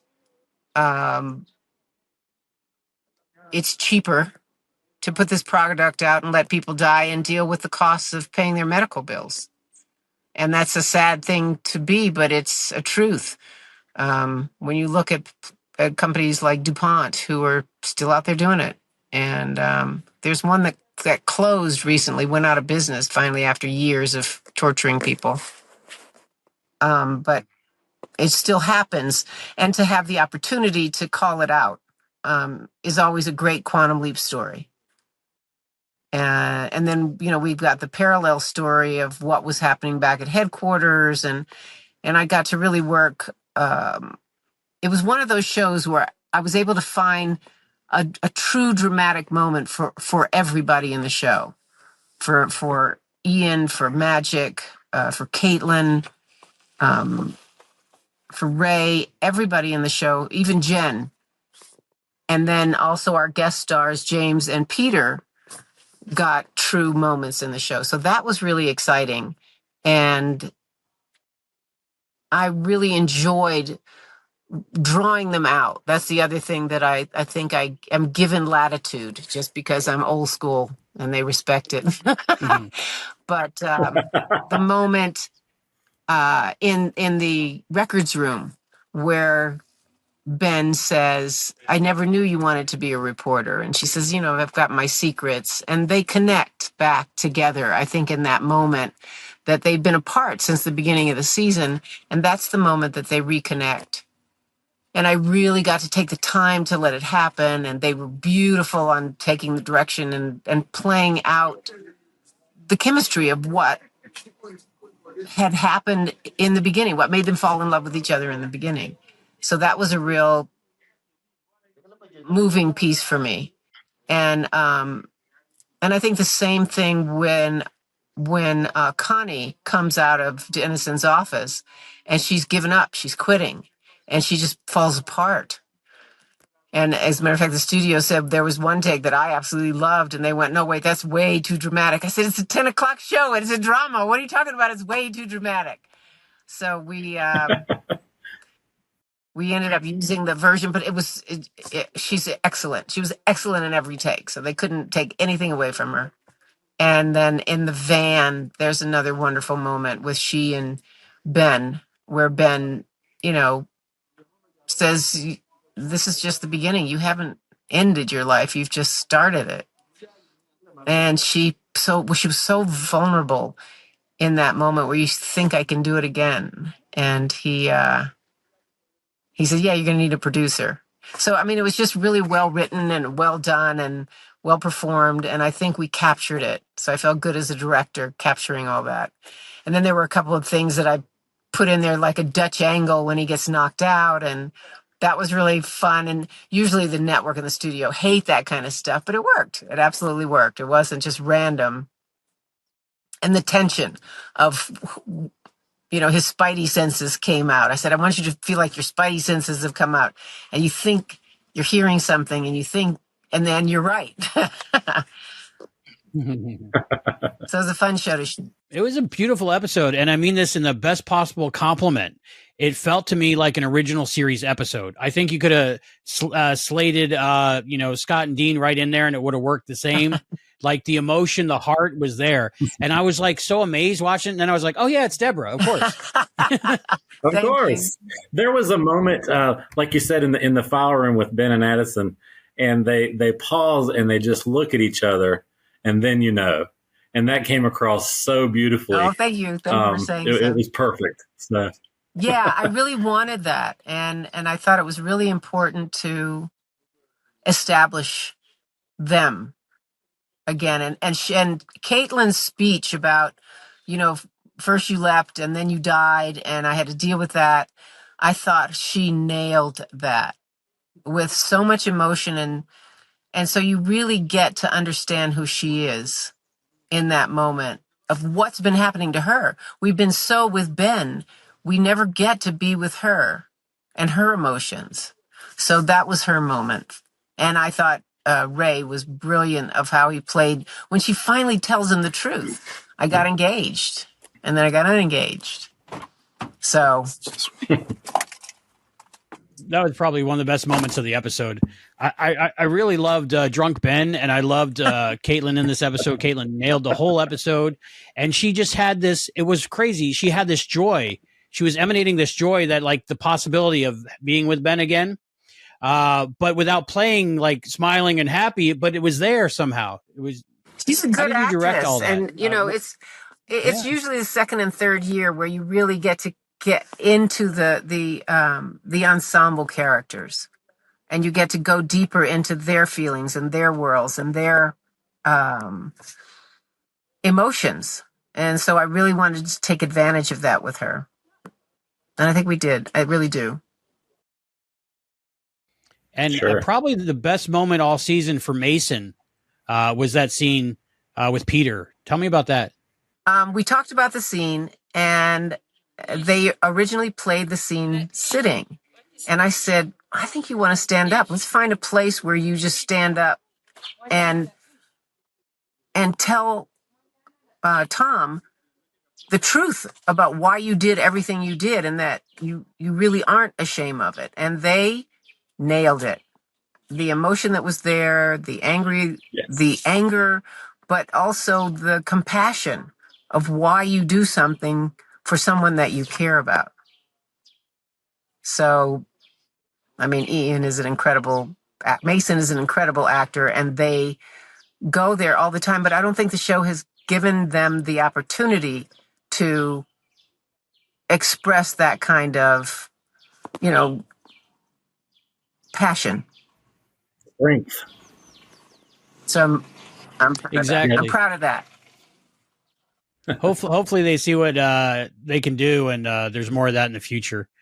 Another moment I really loved, and I noticed like how well it was done, was when Addison and Tom say goodbye, and there was some nice shots in there, and I noticed some kind of like, did you shoot through glass or something? There was like a nice little tiny reflection if you look. Oh yeah, and it's just beautiful. Anna is an amazing director of photography, and we've shot the headquarters so many times in so many places, and I said I want to find a unique way to look at it, and so she moved some of the ziggies and some of like the back ziggies, and there's a glass door there, and she shot through that door and lit so that it got that filtered effect, and it was romantic and touching and soft.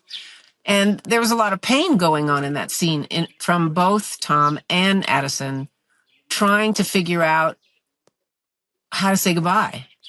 And I let them play it a couple of different ways, but we chose the one where they were grateful for each other, but they were sad, and I thought it'd been beautifully set up in the other episode at Princeton, where Tom said, I miss my wife. And you really got the feeling of his next chance at happiness is so close. And then when he played that scene in the hallway where in the main headquarters area, where Addison tried to talk to Ian, but they walked away, and Tom says, I'm the guy from the Department of Defense.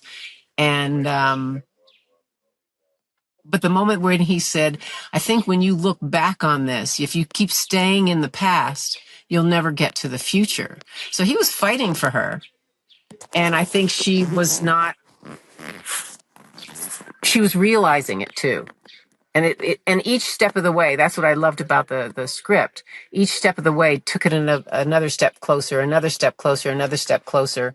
So we got to understand each of those characters. So it was a real character episode. I mean, besides the drama of what was happening in the league itself. And of course, James's Gideon is fabulous. And I really wanted him I asked him to play the child man, and you'll know more about why when I say that. But he, just opening on the close-up of the Newton's game and letting him play it as a spoiled, rich, billionaire tycoon person comes across like all of them to me, and he really captured it. I thought, good cast, Definitely. Yeah, amazing. A lot of the season-long stories come to a head in this episode. Was that a lot of pressure, or did you feel complimented that they gave it to you to wrap up those things?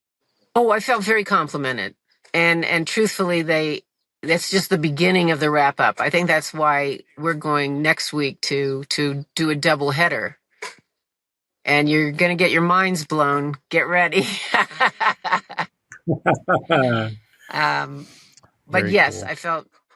I felt that I was trusted with some important storytelling information, and Anna Abogadu made it beautiful, and everybody came with their A game.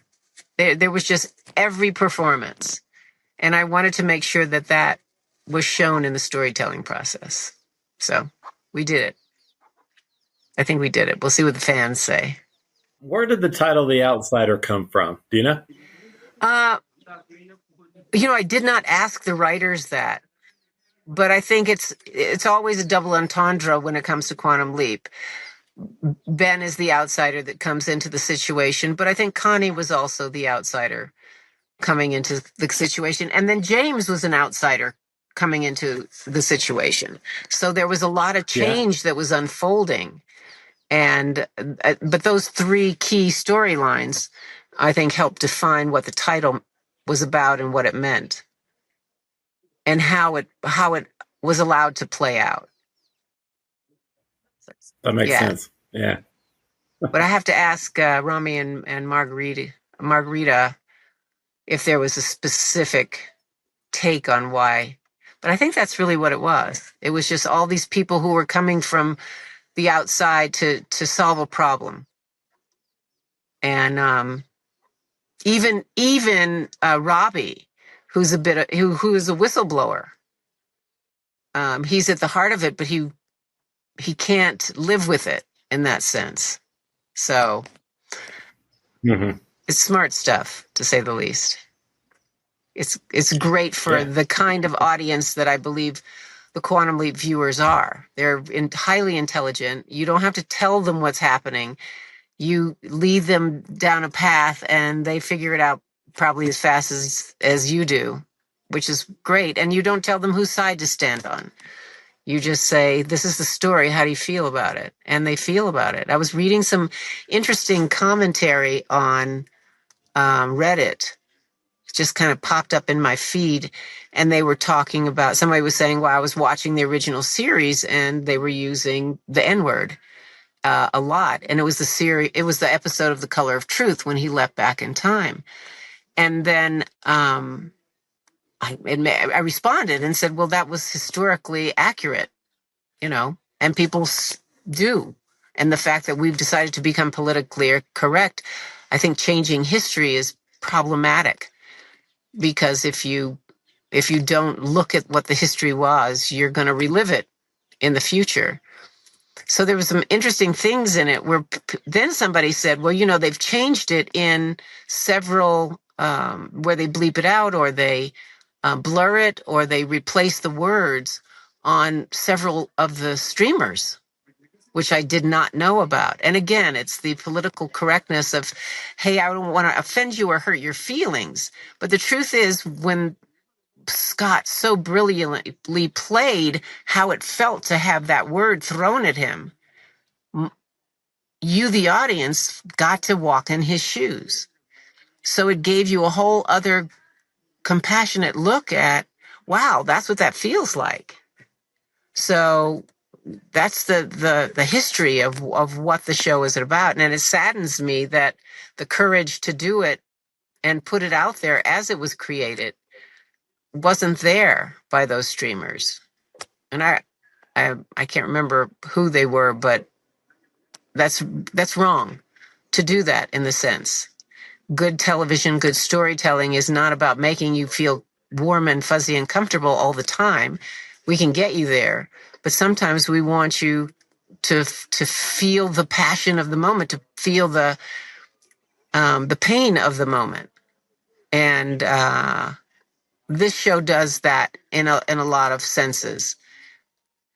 This episode did it in ways of a woman who is, not 30 years old, not 20 years old, not starting her career.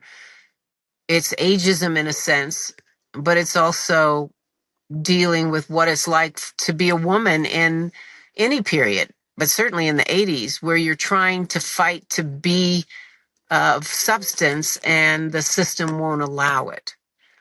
And she also gets caught of pushing so hard to be that tough guy reporter, and she pushes too far and costs the guy's life. And then to have it a deja vu moment like that, where it happens again in the middle of a story.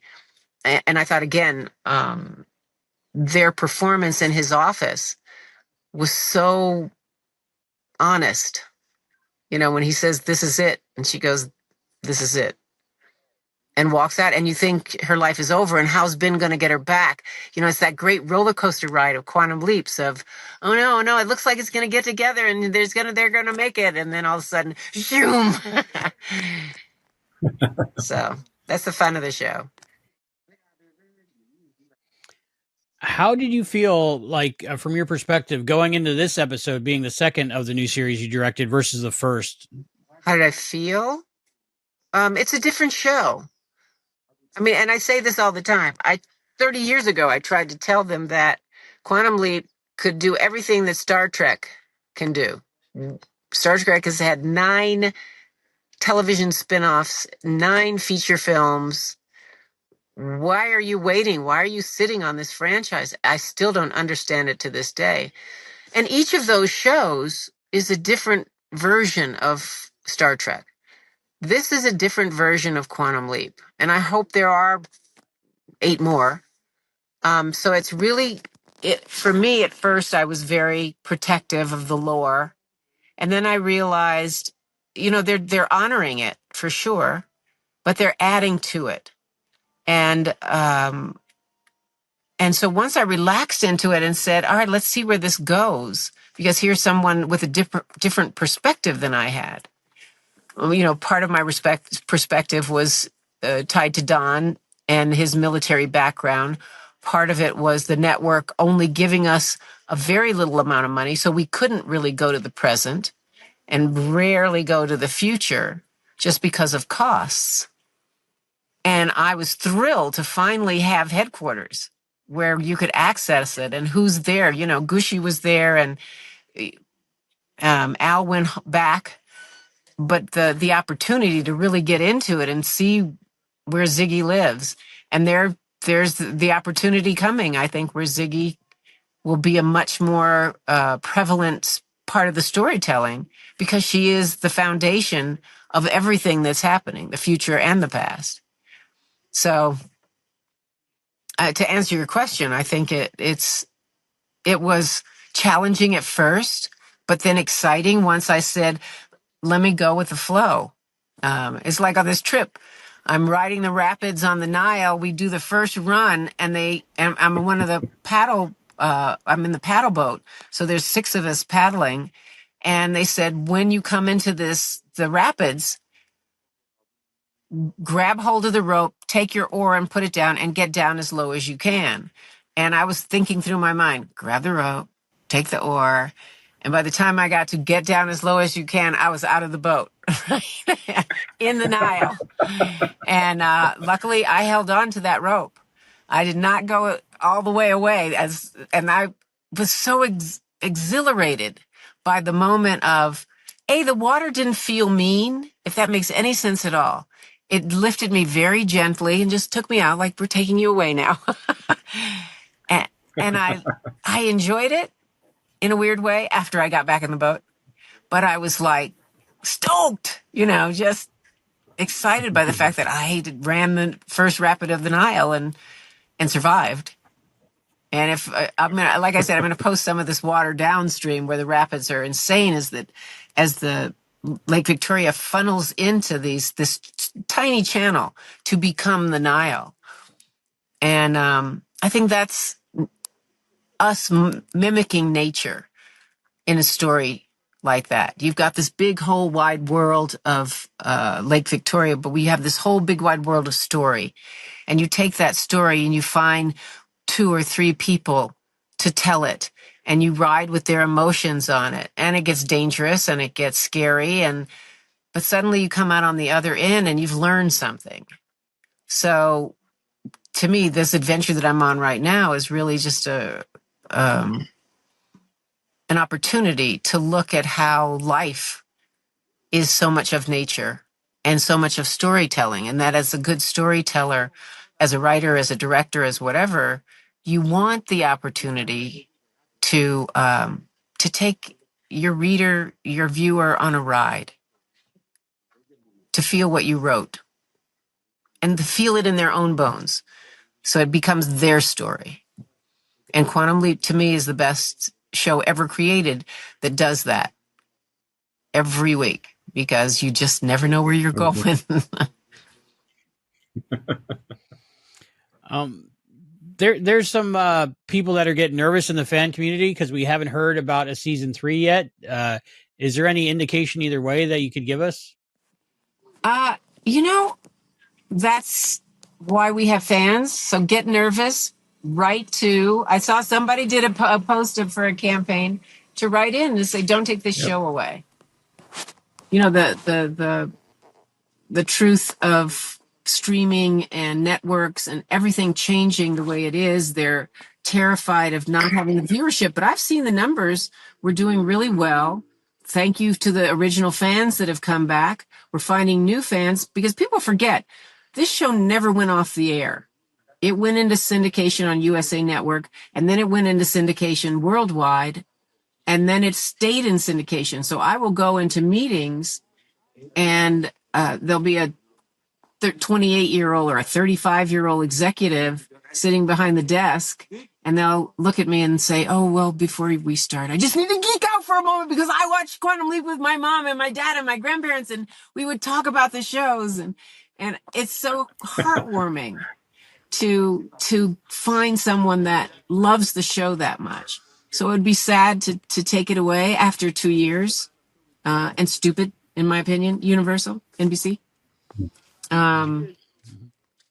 Yes. Yeah. So, but I think the fans, if they write about it, if they comment on it, that it's not like when we did it or the fans did it really back in 1992. I think we had major letter writing campaigns, and it kept the show on the air. It's frustrating because we've moved it a third time already. This is our third, location. So it makes it a little bit challenging for people to find it. And because it really is a family show, 10 o'clock, at least give us 9 o'clock. You're going to move us again. Amen. If we do get a season 3, hopefully we get a season 3. We're trying. You get to direct another episode, right? I'm hoping, yeah. I don't see why not. Do you get to write any? Is that ever in the future? I haven't. I'm still trying to do the feature films, so I have not offered my services in that way, and so I don't know. I have a couple of ideas for sure, because this show has always been pretty easy for me to write. So I have some ideas that of stories that I'd love to tell. Yeah.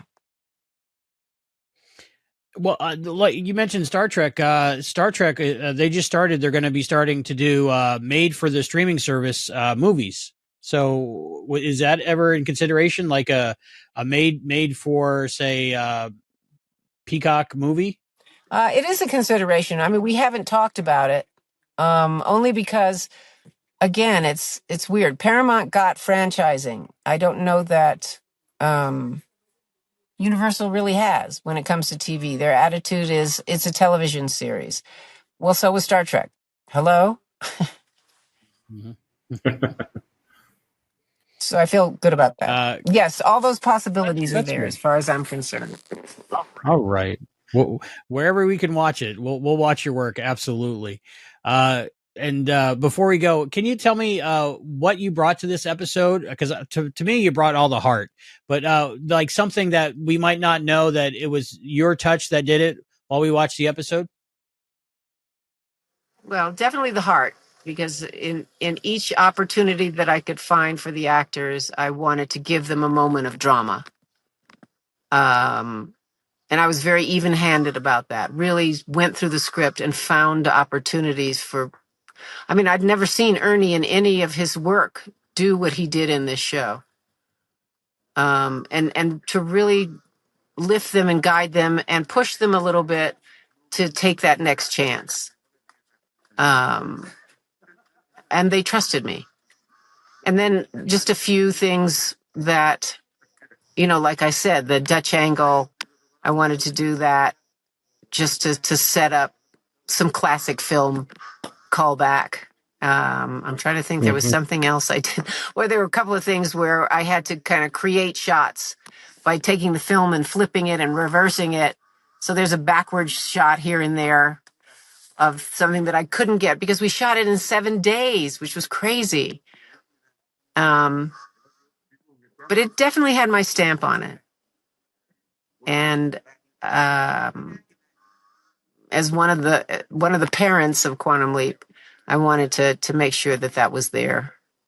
So I did.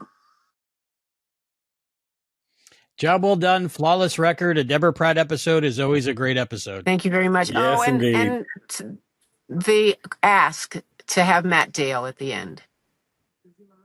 Oh, yeah. Which yes, it broke my heart. I got to see him this summer in London, and we were talking back and forth about his Kickstarter and, how he was excited about the book, and he sent me the book. So I have a signed copy of all 3 books, and I will miss him dearly. He was like behind my new Warrior One series. I wrote a graphic novel called Warrior One, and he was giving me ideas on the network, on the website for Warrior One World. And he was just a good guy. And I'm grateful that I got to know him. And his book kept me sane in that big span of 20 some odd years when people would say, hey, let me ask you a question about Quantum Leap. And I would go, oh my God. And I would open that book to whatever show it was. And all the details were there. And it just made me remember so much of doing the original show and carrying it into the new show as well. It's an amazing moment, and we're all very grateful that you were able to do it. Thank you. Thank you. Universal stood behind me. Martin and Dean stood behind me. Everybody wanted it, once they had known who he was and what he had done. And like I said, the studio and the network, who rarely will do that, understood how important he was to all of us, Yeah. And he makes you appreciate what you do even better. You guys are great at it, and I love coming on the show, and I think jarring my memories, not just about that, but about this show. Not about just about the original one, but about the new series as well.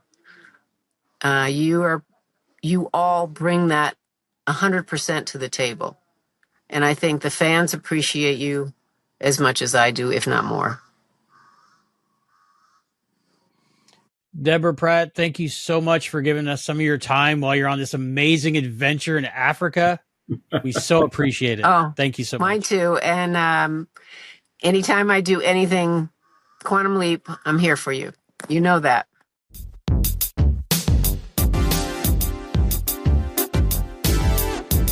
So, like, on a mountaintop in Uganda, in a safari jeep or something, you guys got to see that on the YouTube. Was that mind-blowing or what?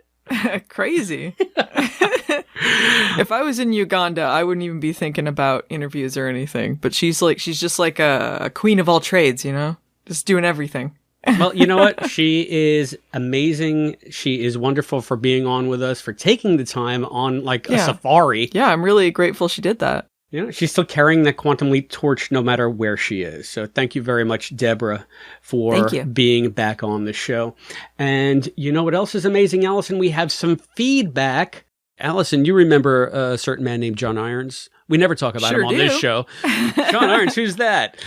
All-Star John Irons. All-Star John Irons, who I met last weekend. I guess meeting with me and listening to our episode for Off the Cuff, he had some really deep, involved thoughts, and he sent them to me. So I figured, why not share them? I'll begin. Hey, guys. When you were discussing the letter Ben wrote to Hannah and said, Gideon whips out the letter, one of us said that, it got me thinking of how awesome that could be. What if Gideon is the son that Hannah had with Josh because he lived? Hannah gets the letter, shares everything about Ben, and it's this family secret thing where they all try to figure out leaping. But all the youngest son, Gideon, knows is that his mom spent the rest of her life trying to chase down a man who wasn't their father, and harbors a grudge against Ben and the project the whole time. Dun, dun, dun, dun, dun. I'm assuming Allison knows the great 90s cartoon Gargoyles. Of course I do. Never heard of it. One of the best things about the show was the main villain, Xanatos. If I pronounce that wrong, I'll be like, you don't know the show. I think it was Xanatos. Played by Jonathan Frakes. He's one of the best antagonists in TV history because he wasn't necessarily evil or even bad. He was extremely self-interested, but not completely so, which meant under the right circumstances, he could align or betray anyone at any time. He has all the trappings of a textbook villain, but was so much more compelling than that. Gideon might be like Xanatos on Quantum Leap. I love that idea. You'd have to tell me if John's onto something there. But John just concludes, disclaimer, I do not in any way expect this to be the case. But as Chris said, fanboys can fanboy. So always a fan, John. The real treasure is the family you made along the way. Irons. Family. We're family. We're family. We're family. We're family. Gargoyles, I don't know how big you are into cartoons. I used to watch it as a kid, and I recently-ish watched through all of it on Disney+. You might enjoy it because it has a ton of Star Trek people as voice actors. All right. I mean, maybe. So, yeah, they had Jonathan Frakes as one of the main antagonists. You got, I'm spacing on everyone's names now, Deanna Troi. That's Marina Sirtis. Yes. Yeah, Marina Sirtis. She's one of the main characters, also an antagonist. You got all sorts of great people, and it's a great dramatic cartoon too. What I really liked about it as a kid was it was a kid's show, but it didn't talk down to kids. Like, it's got a lot of Shakespearean themes, a lot of very dark themes, especially for a kid's program. And it was just really interesting. So yeah, I could see that. You know, it was good that the antagonists on that show were usually not completely black and white. You understood where they were coming from. And I don't know if it'll be like that with Gideon. I guess I get where he's coming from in this episode, because you would be kind of pissed, but he is kind of smug and definitely up to something nefarious. Yeah, and I think that John's speculation still holds up, because Josh lived longer. Even though he died a year later in a car wreck, he probably lived longer than he would have. Or the circumstances under which he lived before he died were changed, which could have made it so that he and Hannah had Gideon. Sure, but I mean, this stuff was going on before, like at the beginning of the season, though. So, but again, you think about if Ben had made those changes, they would always be manifest in the future. But we've had his time travel work on this show. The way that this show's, it seems like it works to me is that it doesn't change it till it's changed. Even though I don't know. Yeah, exactly. It seems very linear. I don't know. Time travel's confusing. You think? So yeah, I'll have to take your word on Gargoyles. I feel like, you know what I think's going to happen in the season finale is that I don't think Gideon's related to Hannah, but maybe something to do with Hannah or Jeffrey or anything that happens in that finale. It's changed so that it helps them in the future with whatever's going on with Gideon. Okay. I mean, that could happen, and we may see something transform before our eyes.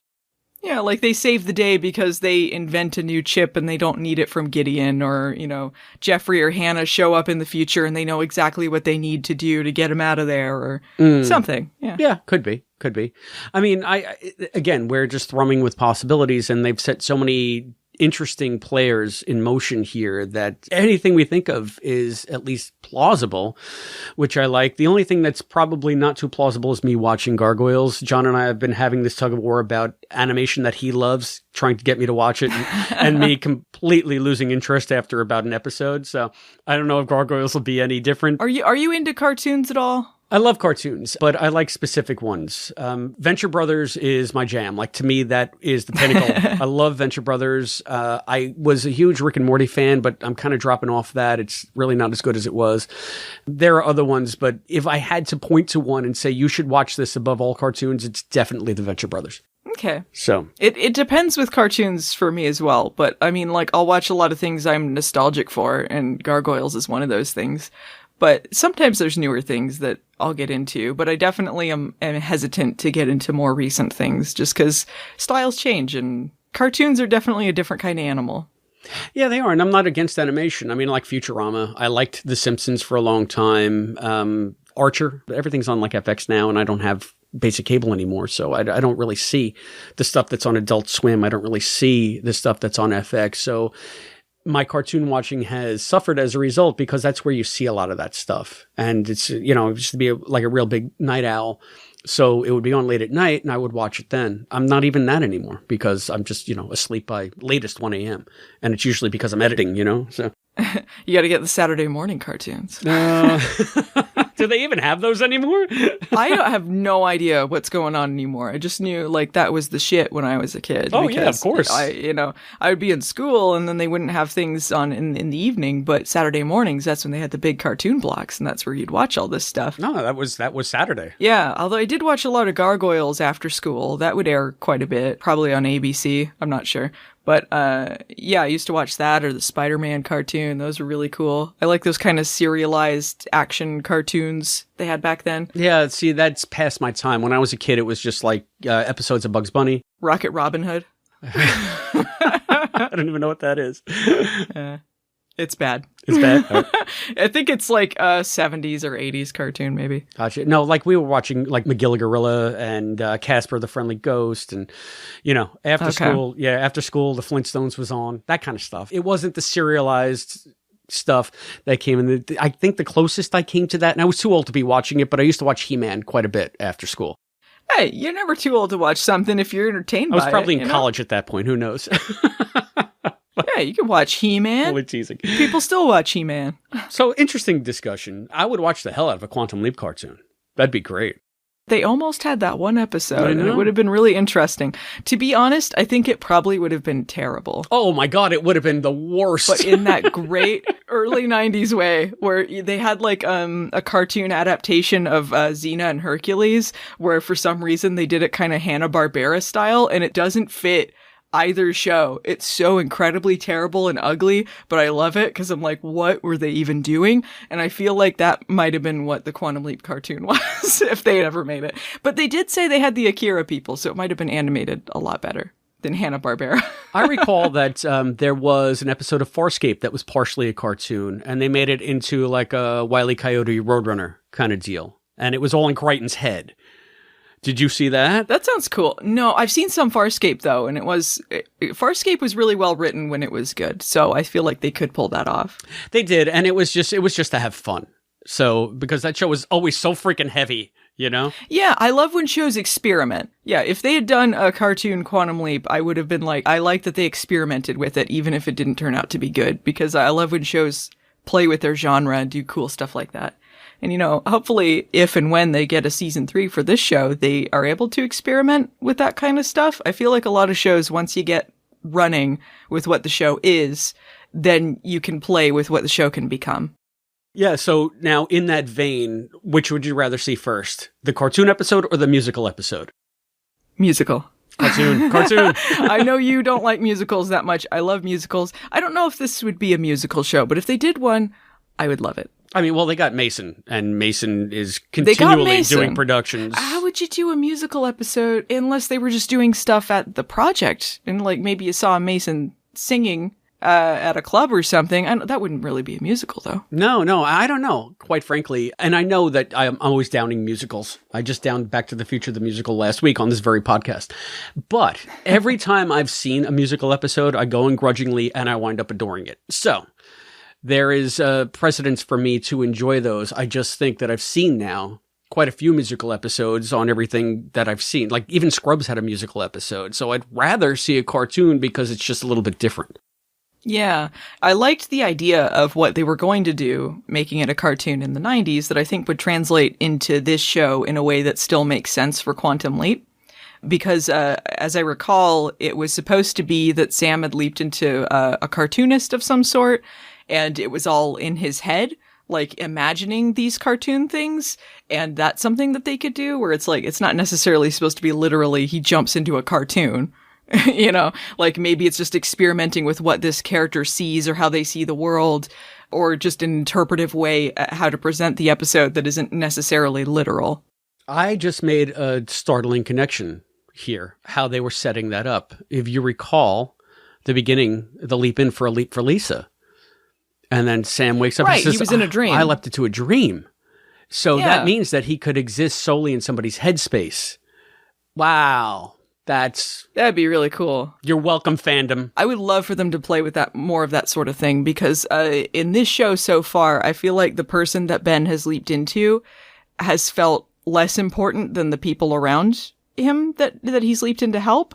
And it would be interesting to explore more of those themes of identity or how they see the world or how they experience things through Ben's eyes. And that would be pretty cool to see something like that, or something that was just a dream episode. That would be kind of cool. Or, I mean, there's all sorts of things you can experiment with this format, because it's interesting that he's in another person's body or entangled with someone else or whatever it's supposed to be. There's all sorts of things that you can do with that. Yeah, and I feel like the show's been so focused on different character arcs that it hasn't had a chance yet to dabble in more esoteric things like that. Maybe a season 3 will give them the opportunity to do some of that crazier stuff. And we all have to remember that it's going to be in Ben's head, in somebody's head, but it's all happening in Tom's head. Did I do that? So. It's all... And it's all at St. Elsewhere. There we go. So if you out there would like to tell us what you think about your favorite cartoons, or whether or not you want a musical episode versus a cartoon episode, there are many ways that you can reach us here at the Quantum Leap Podcast. You can get us at P.O. Box 542, Bayport, New York, 11705. You can reach us by phone at 707-847-6682. If you do call us there, sing us the first number of the musical episode as you envision it in your head. You can email us at quantumleappodcast@gmail.com. You can follow us on Facebook at facebook.com/quantumleappodcast.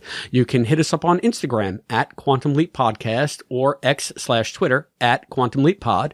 You can find us on YouTube at youtube.com/thequantumleappodcast. And you can always go that extra mile and support us on Patreon at patreon.com/quantumleappodcast. Just remember, we may be using your feedback in future episodes of the Quantum Leap Podcast. And speaking of future episodes, Allison, tell us what's coming up next.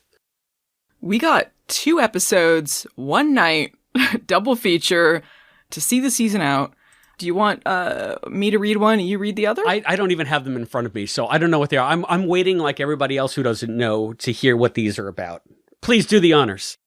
All right. First up, we've got Season 2, Episode 12, As the World Burns. Ben leaps into the body of a Baltimore firefighter in 1974 and is unexpectedly reunited with his time-crossed love, Hannah, and her son, Jeffrey. Trapped in a towering inferno, Ben must find a way to repair their troubled relationship and save their lives before it's too late. And that's going to be followed up by Season 2, Episode 13, season finale, Against Time. Ben lands in a speeding stock car in 1976, but a threat from the future could sabotage the leap. And that's that. A threat from the That's future. Uh-oh. Lothos? Dun, dun, dun. Yeah, sure.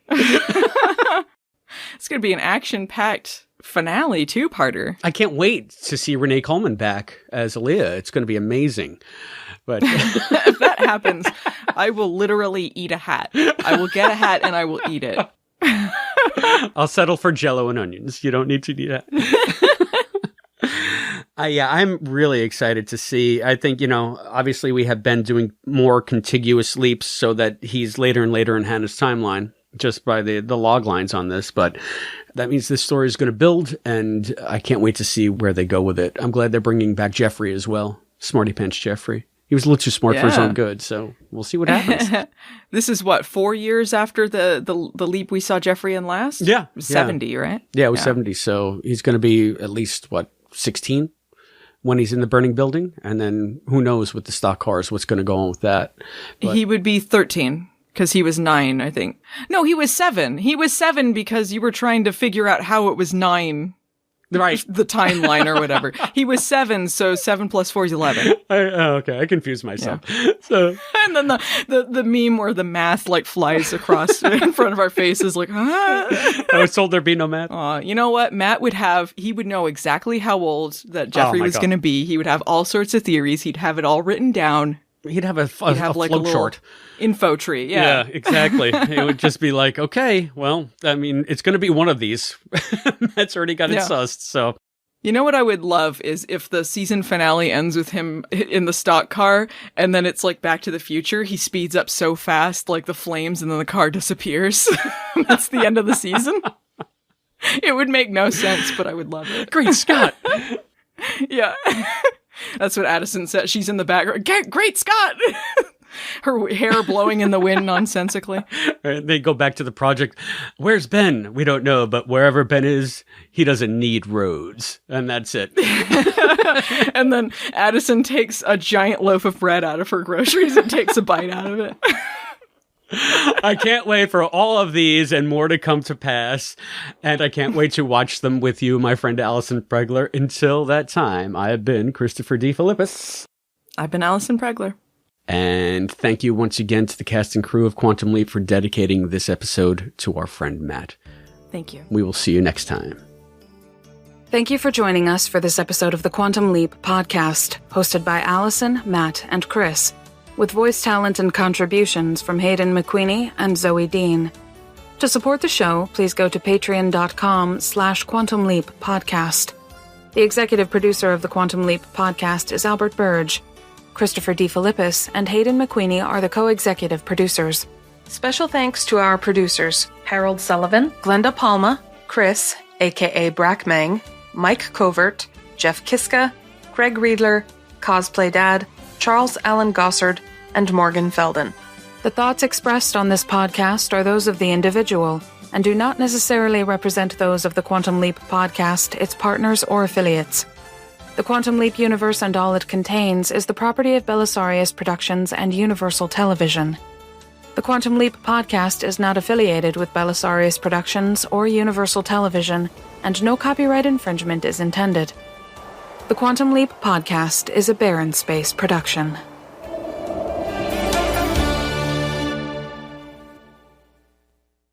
Ben alert, Ben alert.